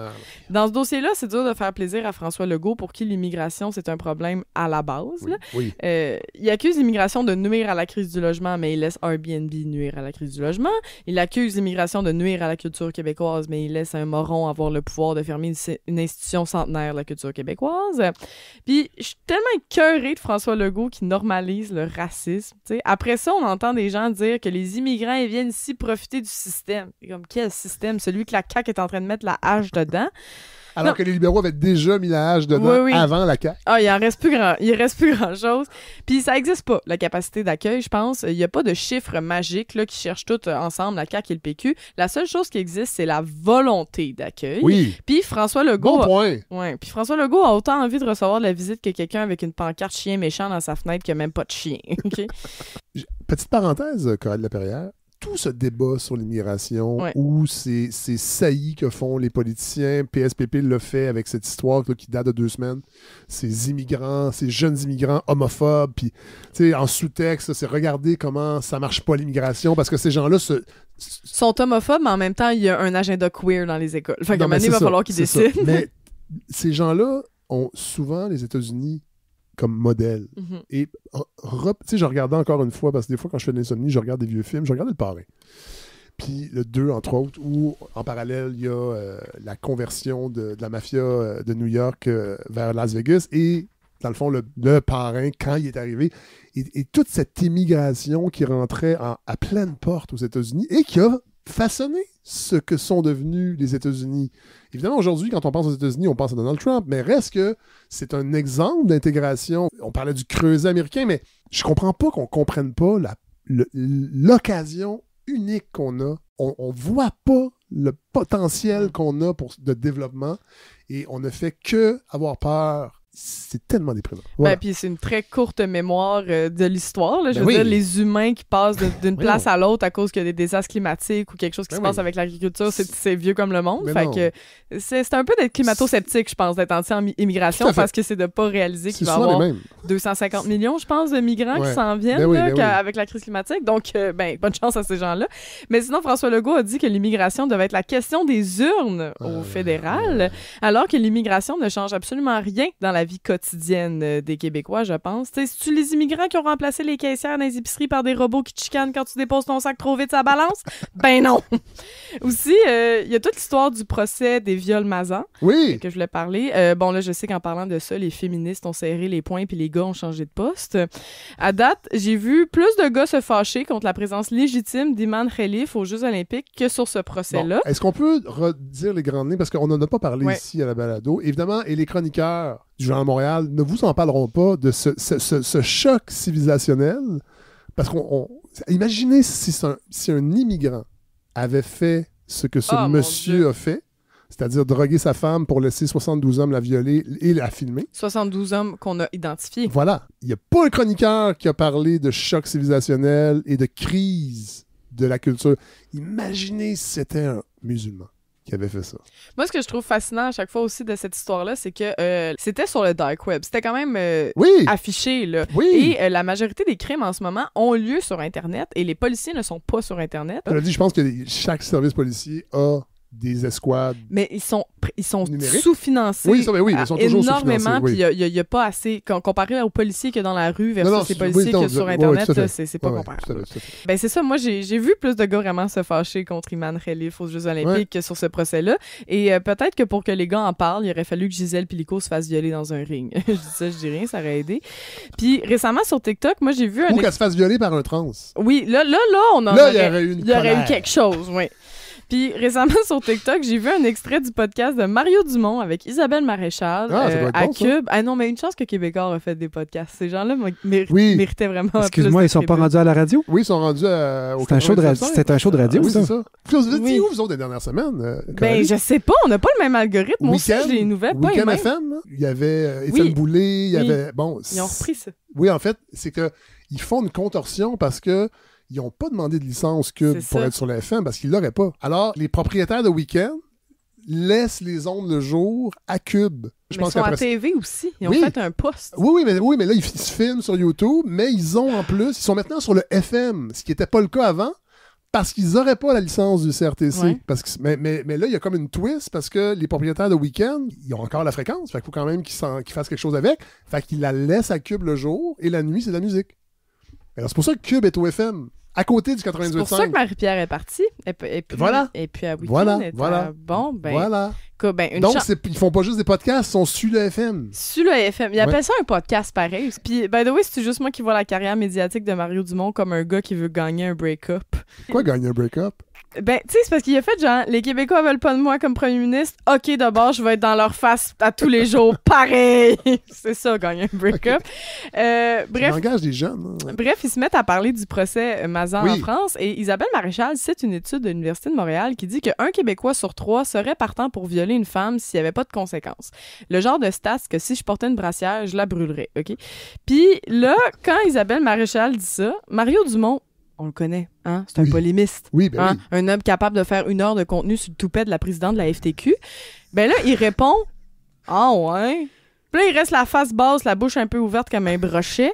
Là, Mario Dumont, qui a déjà fait une chronique de 12 minutes sur la fermeture des écoles pendant l'éclipse, qui s'appelait « Les bras m'en tombent », vient de se faire dire qu'un Québécois sur 3 violerait une femme sans conséquence. Aucun commentaire. Puis là, Isabelle Maréchal continue dans son élan. Hein, elle parle de l'augmentation des agressions sexuelles dans les transports en commun à Montréal. On dit, elle s'est rendue woke, Isabelle Maréchal? Non, elle est juste une femme. Okay. et Mario, sa réaction... Non, mais il est tellement pas impliqué dans la conversation. Avec cette attitude-là, tu sais qu'il n'a jamais acheté de boîte de tampons à ses filles. Mario Dumont, là, c'est le genre de père qui entendait parler de menstruation puis qui se trouvait quelque chose à réparer dans la maison. Genre, il n'y a pas un robinet qui coule quelque part. Bon, comment ça, les gars font comme si les violences sexuelles, ça les concernait pas? Hein? C'est comme le ménage. Non, mais c'est les femmes qui aiment ça propre. Moi, vivre dans un appart sale, ça me dérange pas. Hein? C'est les femmes qui aiment ça, le consentement. Moi, une femme qui fait l'étoile, ça me dérange pas. Non, mais il n'y a pas moyen... Je fais du bon. Non, mais il n'y a pas moyen de porter une pine contre le génocide en Palestine sans se faire demander « Oui, mais condamnez-vous le Hamas? » Alors qu'un homme sur 3 violerait une femme si elle portait pas plainte et tu vois les gars siffloter avec les mains dans les poches en regardant le ciel. Hein? Tiens, une autre belle journée pour ignorer les féministes. Et pour finir, j'avais dit que c'était pas de là que mon affaire, OK? Et pour finir, je veux parler des rues piétonnes. Ben, parce qu'à la rentrée, la majorité des rues piétonnes à Montréal ont disparu. Oui, c'est vrai. Parce qu'on sait bien que les piétons existent juste l'été. Ouais. Sur le même horaire que les moustiques. Ouais. C'est vraiment la même affaire. On hiberne l'hiver, on n'existe pas. Et tout le monde sait que c'est vraiment plus agréable de boire un latte lait d'avoine à la citrouille sur la rue Mont-Royal, sur un de ces bancs publics absolument inexistants. Pour vrai, Mont-Royal, pas piétonne, il reste genre 7 bancs de la ville, dont un dans un arrêt d'autobus rempli de paquets de clopes vides, 3 qui ont l'air construits en vieille gomme ballon, 2 qui leur manquent leur dossier, 2 qui manquent le fessier. Je sais pas comment on appelle ça. Ça, c'est à cause d'immigration. Oui, c'est ça, justement. Wow. Là, by the way, ceux qui ont suivi mon calcul, ça fait 8, mais les 2 derniers, j'y compte comme des moitiés de banc. Fait que là, t'es obligé de boire ton latte lait d'avoine à la citrouille en marchant pour profiter du soleil, mais il y a 32 Français à chaque coin de rue qui bloquent le chemin. Puis là, je me demande pourquoi on appelle le plateau le Petit Paris, parce que je suis sûre qu'à Paris, tu fais ça puis ils te font une clé de bras, OK? Bref, c'est vraiment agréable d'être 150 piétons tout collés sur le trottoir qui ont droit à autant d'espace que 9 voitures parquées vides. À Montréal, les 6 premiers mois de l'année ont enregistré 16 décès de la route. Ça, c'est beaucoup. C'est presque autant que les féminicides. Puis j'imagine que comme les féminicides, François Legault va vraiment prendre le temps de ne rien faire. 9 piétons décédés et 74 blessés graves. Ça, et de janvier à juin, il y a eu une hausse de 90% des cas de conduite dangereuse. Ah ouais. Ça, j'ai été quand même contente de le lire dans un rapport parce que je l'ai senti. D'ailleurs, à la rentrée, il y a un enfant de 6 ans qui a été percuté par un chauffeur d'autobus scolaire devant une école. Tu sais, un gars que sa job, c'est de faire attention aux enfants à l'endroit qui est supposé faire attention aux enfants. Puis là, on dit, il y a une guerre à la voiture. Mais moi, je pense que c'est la voiture qui nous fait la guerre. Okay? C'est elle qui occupe les espaces. Et là, Montréal a récemment annoncé qu'elle allait assurer et bonifier le budget des rues piétonnes jusqu'en 2027. Et l'année prochaine, comme d'habitude, on va voir des articles publiés dans les médias avec des chiffres flous et des témoignages pas clairs de commerçants mécontents qui veulent davantage de parking pour leurs clients, mais qui refusent de déménager à une place qui a du parking comme, je sais pas moi, le luxueux Royal Mount. Oui, il paraît que c'est magnifique. C'est assez beau, là. Il paraît. Il n'y a pas un arbre qu'ils ont promis, mais il paraît que c'est beau. Et j'aimerais vous sortir des exemples de commerçants qui ont accusé les rues piétonnes d'avoir causé leur débandade encore du dans les doxing? dernières années. Oui, encore du doxing, mais ils ont fermé depuis. C'est que l'année passée, il y a eu la fruiterie Papaye et Mangue sur Ontario qui a accusé la piétonnisation de mener à sa fermeture. Et si vous vous rappelez, pour les gens qui savent, là, dans Hochelaga, si vous vous rappelez de cette fruiterie-là, vous vous rappelez qu'elle était dégueulasse, OK? Étonnamment, sur Google, les reviews étaient pas si mal notés, mais c'est à Hochelag, fait que leurs standards sont assez bas. Il y a pas grand monde là-dedans qui a vu des légumes, OK? Mais il y avait quand même des avis tels, et ça, je les partage, genre 2 étoiles. Quelqu'un a écrit 2 étoiles. J'ai mis 2 étoiles. Une pour le courage des employés de toujours travailler là, et une pour les encourager un peu. La qualité décline de plus en plus, déçue de plus en plus. Ou des avis à 1 étoile, comme... Pour une fruiterie où la fraîcheur et la qualité devraient être des priorités, ils ont beaucoup de chemin à faire. Ou bien encore, évitez d'y acheter. J'ai mis 1 étoile pour mettre un avis. En réalité, ça mérite 0. C'est vraiment la rue piétonne qui a mis le clou dans la porte. Oui, hein, ça, c'est fermé, là. C'est fermé. Oh, ils vont pas nous poursuivre, là. Non, il paraît que c'est fermé à cause je vais me dissocier des propos de Corinne Laperrière en tant que producteur animateur de cette balade. C'est bien correct, puis tout ce que je dis est une blague pour des raisons légales aussi.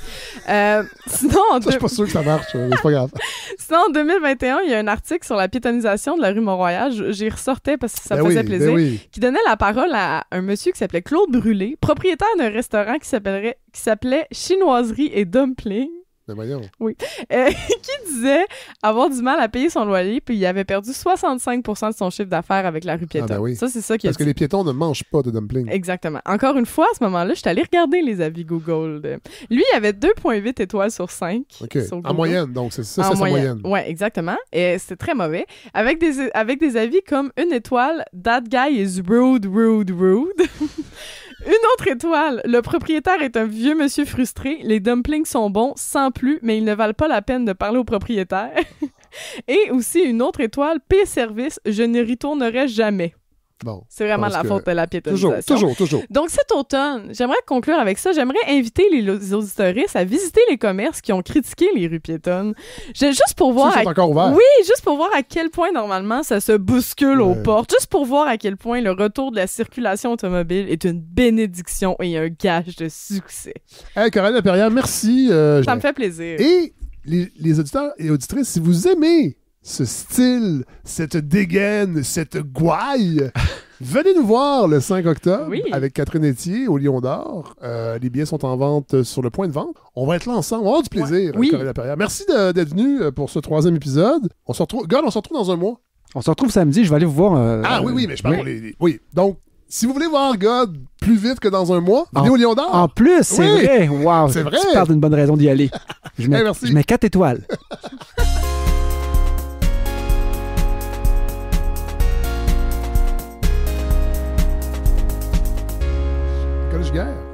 De retour à la balado? Ça fait plaisir. Tu viens de nous présenter le numéro 194 de Lettres québécoises. Et là, j'ai une question brûlante. Est-ce qu'on assiste à un virage chez Lettres québécoises? Un virage, c'est-à-dire? Parce que c'est Michel Jean qui est sur la couverture et j'ai l'impression qu'il y a un désir d'ouvrir un peu. Ben absolument. C'est pas un défaut, là. Non. Lettres québécoises, en fait, notre mandat aussi, c'est, justement, comme son titre l'indique, c'est Lettres québécoises. Donc, qui fait partie des Lettres québécoises? C'est pas seulement, on pourrait dire, la littérature pointue, d'avant-garde, c'est aussi des auteurs-autrices plus grand public aussi, mais qui écrivent quand même de la littérature aussi absolument de qualité, qui sont appréciés, qui sont lus du public. Et c'est quand même aussi, par exemple, pour le cas de Michel Jean, il y a une œuvre romanesque aussi qui est là, qui est présente. Il n'y avait encore jamais eu jusqu'à maintenant on pourrait dire, de première rétrospective sur cette œuvre-là, parce que je le crois, puis c'est ce que croit aussi Melika Abdelmoumen qui a dirigé le dossier. Vu que c'est grand public, il y a plein de préjugés, c'est un peu boudé par l'institution littéraire. Là, on s'est dit, pourquoi justement on n'irait pas là? Donc, élargir, ouvrir, et on est très content du résultat. Oui, puis on se rappelle de Patrick Sénécal dans un texte paru dans la Lettre québécoise qui avait aussi un peu souligner un peu le clivage qu'il peut avoir les chapelles. Alors, tant mieux. J'en demande pas. Vous savez que moi-même, j'ai jamais lu de Michel Jean. Pour être honnête, moi, en lisant le dossier, j'ai relu les épreuves. On les relit tous là, au sein du comité éditorial. Et je relisais les épreuves. Je me disais, là, j'ai envie d'aller lire. Oui, ça donne envie de lire. Ce dossier-là, je pense, en fait, pour les personnes qui aiment Michel Jean, ça va venir confirmer, disons, leur désir, disons, d'approfondir son œuvre. Et les personnes qui le connaissent moins, disons, ou qui connaissent donc le côté salut, bonjour, vont peut-être avoir envie de s'y plonger. Je sais pas ce que ça veut dire, le côté salut, bonjour. Le côté animateur, justement. Non, mais en parcourant le dossier, ce qui est intéressant, c'est qu'on se rend compte que Coucoum, qui a été un peu le roman qui a fait exploser, en fait, son lectorat et l'attention médiatique. C'est son 7e livre. Absolument.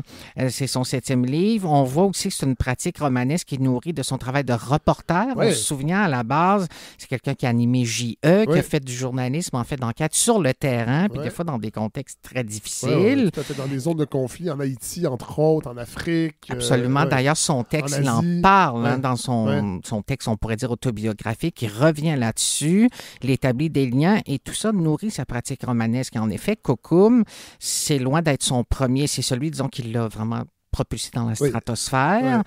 Mais ici en France. Ici en France, d'ailleurs, le livre, justement, là, et Michel Jean va être bientôt édité en France aussi. Quand même. Dans ce dossier, on retrouve des textes de Dominique Pétain, qui a fait des lectures, plus de 35 lectures de Coucoum dans des salles de spectacle, dans des centres culturels au Québec. Texte de Laure Morali, qui a quand même des points communs avec Michel Jean.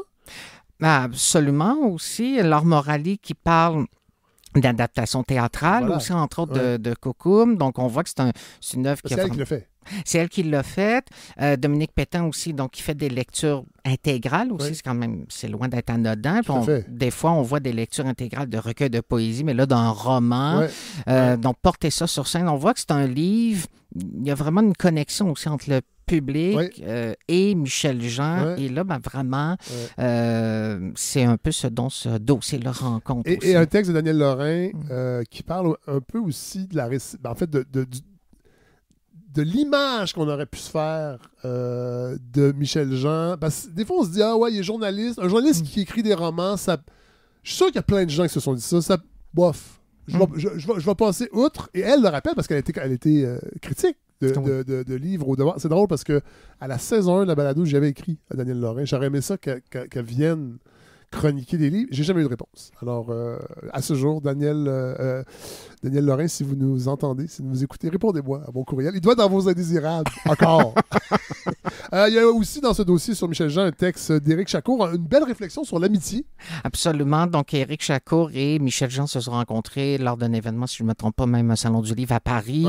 Et donc, vraiment, il y a quelque chose qui s'est noué à ce moment-là. Puis en fait, pour l'avoir rencontré aussi lors du lancement, Michel Jean, c'était le 18 septembre dernier au Barouf. Puis ensuite, on est allé manger au Café Cherrier. C'est vraiment quelqu'un très agréable. Très, très mondain. Mon Dieu. C'était ma grande sortie mondaine du mois. Non, mais ça a été très agréable. Mais surtout pour dire, en fait, lui, sa conjointe, puis les gens autour de la revue, ça a donné lieu à un très, très bel événement. Mais tu sais, on parle de réconciliation et je pense que le succès entre les francophones, les Québécois, en fait, et les Premières Nations, mais je pense que Michel Jean a réussi à être ce trait d'union-là via la littérature. Parce que des fois, je pense que les gens peuvent être pris de front un peu par ce désir de réconciliation. Des fois, c'est fait aussi d'une façon, je dirais pas inamicale, mais qui peut être confrontante. Et la littérature, encore une fois, on mesure l'importance de la littérature pour tisser des liens entre des gens et se mettre dans la peau de l'autre. Et parler aussi de sujets criants d'actualité. Oui. Et c'est ce que Michel Jean fait.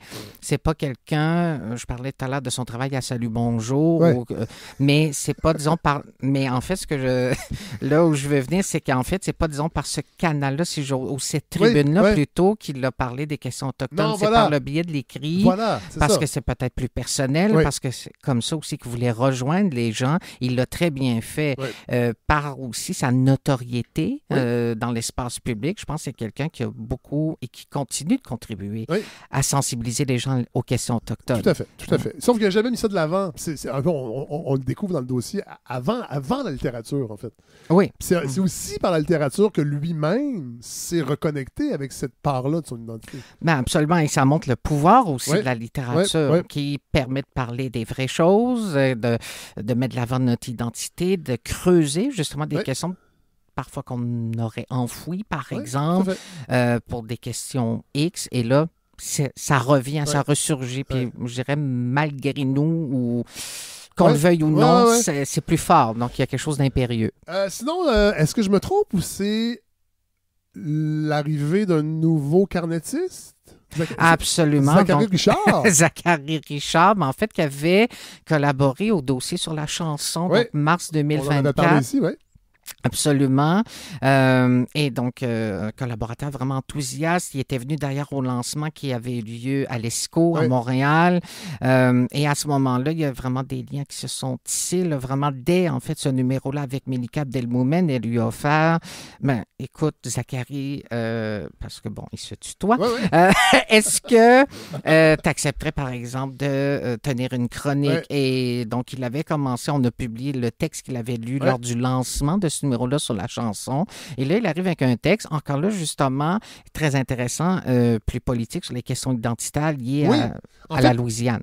Oui, et à la représentation des minorités. Oui. Et lui, dans le fond, là, je ne veux pas tout dévoiler, mais il nous met en garde un peu de faire attention que ce ne soit pas juste une vitrine. On parlait tantôt de réconciliation et bon, comment on met de l'avant ou non ces identités-là. Ben, Zachary Richard, je dirais pas que c'est un texte anti-woke, mais on sent que ça l'agace. Mais encore une fois, grâce à l'écriture, grâce à la littérature, il réussit à nuancer et finit par nous faire réfléchir aussi. Absolument. Parce qu'il parle de ses expériences dans les festivals. Absolument. Il propose vraiment une réflexion très, très, très nuancée. Je dirais qu'en relisant ce texte-là, on imagine un Zachary Richard un peu à l'écart, sourire un petit peu narquois, un petit sourire au coin des lèvres. Puis, qui en a vu d'autres. Qui en a vu d'autres et qui a vu vraiment, là, qui est là depuis très longtemps. Et donc, qui est peut-être moins impressionné, je dirais, par, disons, la vague actuelle. C'est correct aussi, mais moi... Ça prend ce point de vue-là aussi. Ça prend ce point de vue-là. Donc, en quelque part, il y a un sous-texte vraiment très grinçant. Mais en même temps, rien non plus de très méchant, là, bien entendu. Non. Il faut juste aller lire le texte. C'est ça le but. C'est ça qu'on en parle.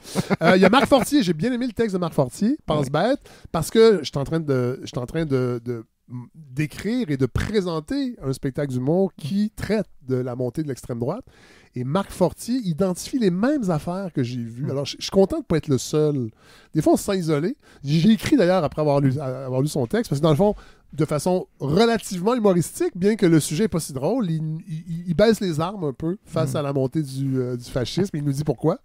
Oui, absolument. Il dit, moi, finalement, je vais devenir quelqu'un d'extrême droite. Donc, il embrasse, on pourrait dire, cette identité ou idéologie. Ce qui est vraiment intéressant dans le type de chronique aussi, puis on en retrouve, par exemple, dans Vie littéraire à Lettres québécoises. Puis, je pense à cet extrait-là, entre autres, à ce texte de Marc Fortier, c'est que c'est pas tout, disons, que ce soit politique, c'est que c'est porté par une écriture, un style. Toujours. Et là, dans ce cas-ci, il y a l'humour aussi. L'humour de Marc Fortier que j'aime beaucoup, très, très fin, grinçant souhait. Donc, ce texte-là, vraiment à lire. Et je retrouve un texte de mon amie Geneviève Rochette. Oui, absolument. Sur Marie Scondé. Absolument, ça, c'est des belles choses qui se produisent à Lettres québécoises, c'est-à-dire des gens qui nous proposent, des fois, des collaborations, comme ça, inopinés, on pourrait dire, des textes qui nous sont soumis. Et elle, donc, à moins que je me trompe, donc, elle fait des études supérieures en doctorat même, travaille sur Marie Scondé, et en effet, Marie Scondé, donc, qui est décédée, grande écrivaine de la francophonie, grande écrivaine que j'ai lu aussi, que plusieurs ont lu, mais peut-être son décès, je ne sais pas, ça dépend toujours des circonstances. Il y a certains décès qui passent plus... Qui tombent à plat? Malheureusement. Je dis comme ça, mais c'est pas... c'est ce que Geneviève Rochette déplorait, disait son décès est un peu passé inaperçu, j'aimerais ça écrire quelque chose, et ce n'est pas parce que c'est Lettres québécoises que nécessairement tous les textes doivent obligatoirement porter, disons, sur des auteurs, des autrices québécois pur laine. On s'entend que, de toute façon, quelle expression détestable. C'est correct. En même temps. Mais surtout que... Zachary Richard serait content. Mais Marie Scondé, c'est une autrice, clairement, qui a été et qui continue de l'être très importante. Et on voulait donc publier ce papier de Geneviève Rochette, qui est un très bel article. Et il y a aussi le prix de la première critique, les textes. Absolument. Ça, moi, j'ai bien aimé ça. C'est des auteurs, en fait, des jeunes auteurs-autrices du collégial. Donc, c'est, en fait... notre partenariat qui se poursuit avec le prix littéraire des collégiens. Bien sûr, on connaît ce prix, mais il y a aussi un volet critique. Donc, pour développer la critique. Oui. Et c'est des textes qui ont déjà été publiés dans Le Devoir. Et en fait, Lettres québécoises a pris le relais. Donc, depuis, ça en est notre deuxième, sinon troisième année, je crois, on publie et on va reconduire. D'ailleurs, je peux vous l'annoncer. Donc, ça s'est officialisé et on est très content. Et on voit que vraiment, la critique, des fois, on peut, déplorer la raréfaction des lieux, mais il me semble, quand je lis, en fait, quand je reçois ces textes, parce que je fais partie du jury avec d'autres membres de Lettres québécoises, il y a une relève. Je vois, il y a des plumes, il y a des gens qui osent aussi pas s'attaquer au texte dans le sens, là, vraiment laminer un texte pour le plaisir d'être méchant, mais être capable de dialoguer avec le texte puis de trouver, des forces, mais aussi de ne pas être complaisant. Donc, de dire, ça, j'ai moins aimé pour X raisons. Ça, c'est une denrée rare au Québec. Oui, être capable de, justement, d'arriver avec une pensée nuancée parce que... Puis je le vois même aussi à Lettres québécoises, c'est-à-dire il y a des collaborateurs, collaboratrices, et je peux comprendre aussi, c'est difficile des fois de prendre position puis de dire, OK, j'ai vraiment moins aimé ce livre. C'est un petit milieu aussi. Hein? C'est un petit milieu. On se croise souvent à l'ESCO, dans les lancements. Ou ailleurs, dans des librairies, mais c'est ça aussi, écrire, et c'est ça, faire de la critique. C'est être capable d'assumer ses positions. Et de les étayer, de dire oui, j'ai moins aimé telle proposition pour X raison. Alors, le numéro, évidemment, est disponible dans toutes les librairies indépendantes et sur le site de Lettres québécoises. Sur le site, oui, absolument. Donc, on a un site revampé. Vous pouvez vous abonner. Bien important. Oui, absolument. Donc, vous pouvez nous encourager et, bien entendu, vous pouvez vous abonner si jamais le cas vous en dit par la même occasion. On parle quand même d'un numéro 194 de 110? Oui, 112 même. Est-ce que je me trompe ou vous êtes à contre-courant de beaucoup de revues qui, malheureusement, à cause de difficultés financières, réduisent leur nombre de pages? N'ont pas le choix, en fait, parce qu'il y a un problème de financement. D'ailleurs, Le Devoir, il y a eu une lettre d'opinion qui est parue sur la survie des revues et des magazines, mais bravo, vous maintenez le bateau à flot et vous nous offrez... Et le magazine est beau aussi. Faut quand même le dire, là, c'est un objet qu'on tient dans les mains. C'est le fun quand c'est un bel objet. En fait, merci beaucoup. On reste une petite équipe. Hein. C'est moi avec Mélika Abdelmoumen à la rédaction en chef, Alexandre Vanasse, on pourrait éditeur général et qui s'occupe, entre autres, justement, du design graphique, du montage. On a, disons, des ressources matérielles et financières aussi limitées, mais on essaie vraiment de produire des bons numéros. Je le dis parce que vous payez très cher pour venir parler du magazine ici. Hein, je suis juste une maudite guidoune. Mais ça nous fait plaisir. Puis je le pense. Nicole Giguère, on termine avec une note plus personnelle. Vous sortez un nouveau recueil de poésie? Est-ce que j'ai compris ça? Absolument, vous avez... Vous avez pas bien prévu, mais il faut le dire quand même. Oui, absolument, bien compris. En fait, même, il est paru. Il est paru, c'est ça. Mais il y a un lancement qui s'en vient. Là. Il y a un lancement qui s'en vient. Donc, mardi, à la librairie Un livre à soi sur Laurier. C'est un lancement collectif, en fait, du Cartanier. Il y aura moi. Mais il y aura aussi Angelina Gouault. Non, on dit mardi, il faut dire la date, parce que là, l'épisode, il va être disponible le 28, donc septembre. On parle de... Mardi, le 1er octobre. Donc, ceux qui vont avoir entendu l'épisode avant mardi vont pouvoir y aller. Oui, absolument. Mardi 1er octobre, 18h, un livre à soi, donc sur Laurier Est. Lancement collectif du Cartanier, il y aura moi, donc avec mon recueil Effet de réel aux belles couleurs, donc argent. Beaucoup me disent qu'il est gris, le fond est gris et beige. Non, c'est argent métallique, il y a des pigments métalliques. Les gens sont méchants. C'est-à-dire l'image sur Facebook pixelisée. Et rose aussi, rose pétant. Et il y aura aussi, donc je dis lancement collectif parce qu'il y aura Angelina Gouault qui fait paraître c'est un premier recueil, c'est une primo-poète, elle fait paraître Comparution.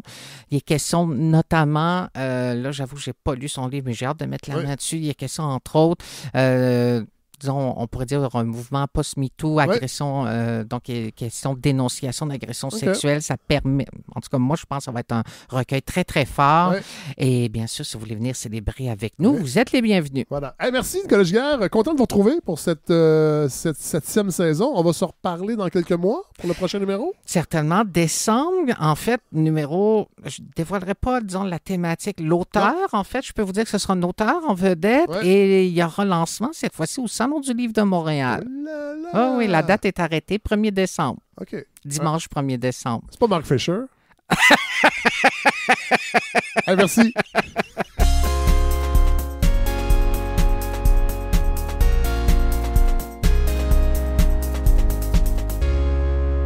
Alors voilà ce qui conclut ce 3e épisode de La Balado. Épisode bien costaud. Merci à God Laurando. Merci du temps qu'il met sur ses chroniques. Merci à Coralie aussi, Coralie Laperrière, qui met du temps sur ses chroniques, mais pas nécessairement le même temps, je pense. Elle sera pas contente. Bon, c'est les coups de gueule humoristiques sur l'actualité. On n'a pas... Voilà, c'est des gros traits, souvent, alors... On va être fâché. Cela dit, j'ai très, très hâte de remonter avec elle sur scène. Donc, 5 octobre au Lion d'Or. Venez. Ceux qui sont venus l'année passée, le 20 janvier, pour les donateurs du podcast que j'avais invité pour une soirée cabaret, vous avez entendu, dans le fond, les balbutiements du vieil homme et la mère. Mais évidemment, les textes ont été retravaillés depuis, bonifiés. Donc, si vous aviez vu cela... venez voir comment ça a bien évolué, puis ça va continuer d'évoluer. Puis on est avec Catherine Etier en plus. J'ai bien hâte aussi de partager la scène avec Catherine Etier. Donc, cette semaine, je vais mettre le lien pour acheter des billets pour ce spectacle qui est samedi, donc le 5 octobre. Sinon, vous allez sur le site du Point de Vente ou sur le site du Cabaret du Lion d'Or, puis vous allez dans le calendrier, le 5 octobre, vous allez nous voir. Puis ça va être bien facile de venir. C'est 20$ plus frais, plus taxes. On aura l'occasion de s'en parler de ça. Les frais, entre autres, parce que ça a un impact sur les ventes, j'en suis certain. Puis ça, c'est pas de mon ressort, malheureusement, mais à un moment donné, il va falloir réfléchir à plusieurs choses. Puis avec Louis-Philippe Lampron, on en a parlé sur les arts vivants, parce qu'il y a plusieurs enjeux, évidemment de bruit, oui, de cohabitation, de plein de choses, mais aussi d'intermédiaires. Puis ça, c'est dans tous les domaines des arts, en fait. Voilà, en tout cas. Tout ça pour dire qu'on a hâte de vous voir au Lion d'Or. Merci à Louis-Philippe Lampron, évidemment, d'être aussi disponible, aussi proactif aussi. Moi, j'aime ça quand les chroniqueurs m'écrivent. Ils me disent « Hey, moi, j'ai envie, la semaine prochaine, je vais être là, j'ai quelque chose à dire. Regarde, on ferait ça. » Alors, puis d'avoir son point de vue aussi. C'est un spécialiste. Il est prof à l'Université Laval, à la faculté de droit. Et la liberté d'expression et son champ d'expertise. Alors, d'avoir la chance d'avoir ces pensées, ces réflexions-là, je suis vraiment très content. Et merci, bien sûr, à Nicolas Giguère de nous présenter le nouveau numéro, le dernier numéro de Lettres québécoises. Et on va terminer en musique, bien sûr. Je jonglais, en fait, pas tant, sur plusieurs options. Il y en a une qui m'est venue en tête. Vous allez voir, elle n'est pas originale, mais en même temps, elle l'est. Avec cette histoire de plainte pour le bruit d'une seule petite personne bien égoïste par rapport à la tulipe, je me suis dit que ça serait intéressant de mettre une chanson en lien avec ça. Alors j'ai bien sûr choisi John Cage et la pièce 4 minutes 33.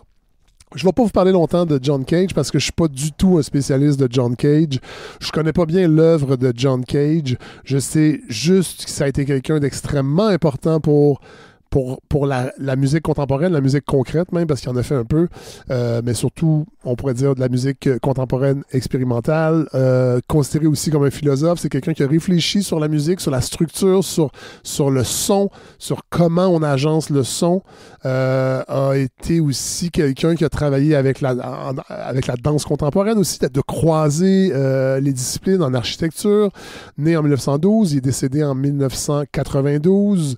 Voilà, mais je n'irai pas plus loin que ça, mais vous avez sûrement déjà entendu parler de son œuvre 4 minutes 33, qui est donc une pièce où le pianiste, une pièce pour piano, il y a rien, en fait. Le pianiste vient, se présente, s'assoit, il y a 3 mouvements, ouvre le piano une première fois, et au bout d'un certain temps, ferme le clavier, en fait, l'espèce de protection sur le clavier, l'ouvre une deuxième fois, c'est le deuxième mouvement, et une troisième fois. Et dans le fond, John Cage, c'est une pièce qui a été écrite dans les années 50. Ce qu'il voulait faire avec ça, c'est de nous faire réfléchir à la condition où on reçoit une œuvre musicale. Oui, il y a les notes agencées, mais il y a ce qu'on entend autour ou ce qu'on n'entend pas autour. Alors, cette pièce-là, qui a déjà été jouée et qui est encore jouée devant le public, ben, il n'y a pas de notes en tant que telle. Mais il y a quand même il y a 3 mouvements.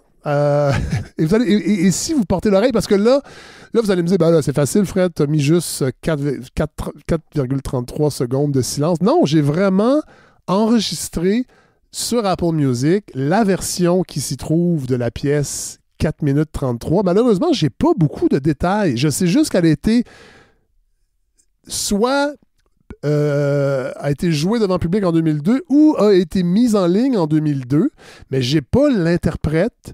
Mais c'est très drôle parce que si vous portez attention, là, vous allez l'entendre à un moment donné, l'espèce de porte. La petite, c'est pas une porte, là, mais ce qu'on met quand on ferme, on ouvre un piano là, pour que le clavier soit accessible. On l'entend.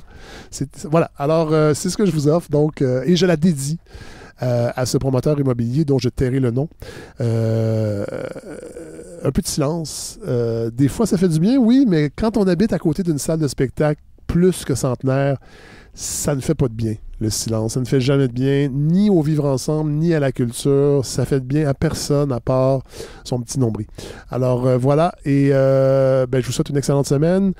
Allez acheter des billets et préparez-vous parce qu'on aura René Daniel Dubois la semaine prochaine. Voilà. Bonne semaine tout le monde.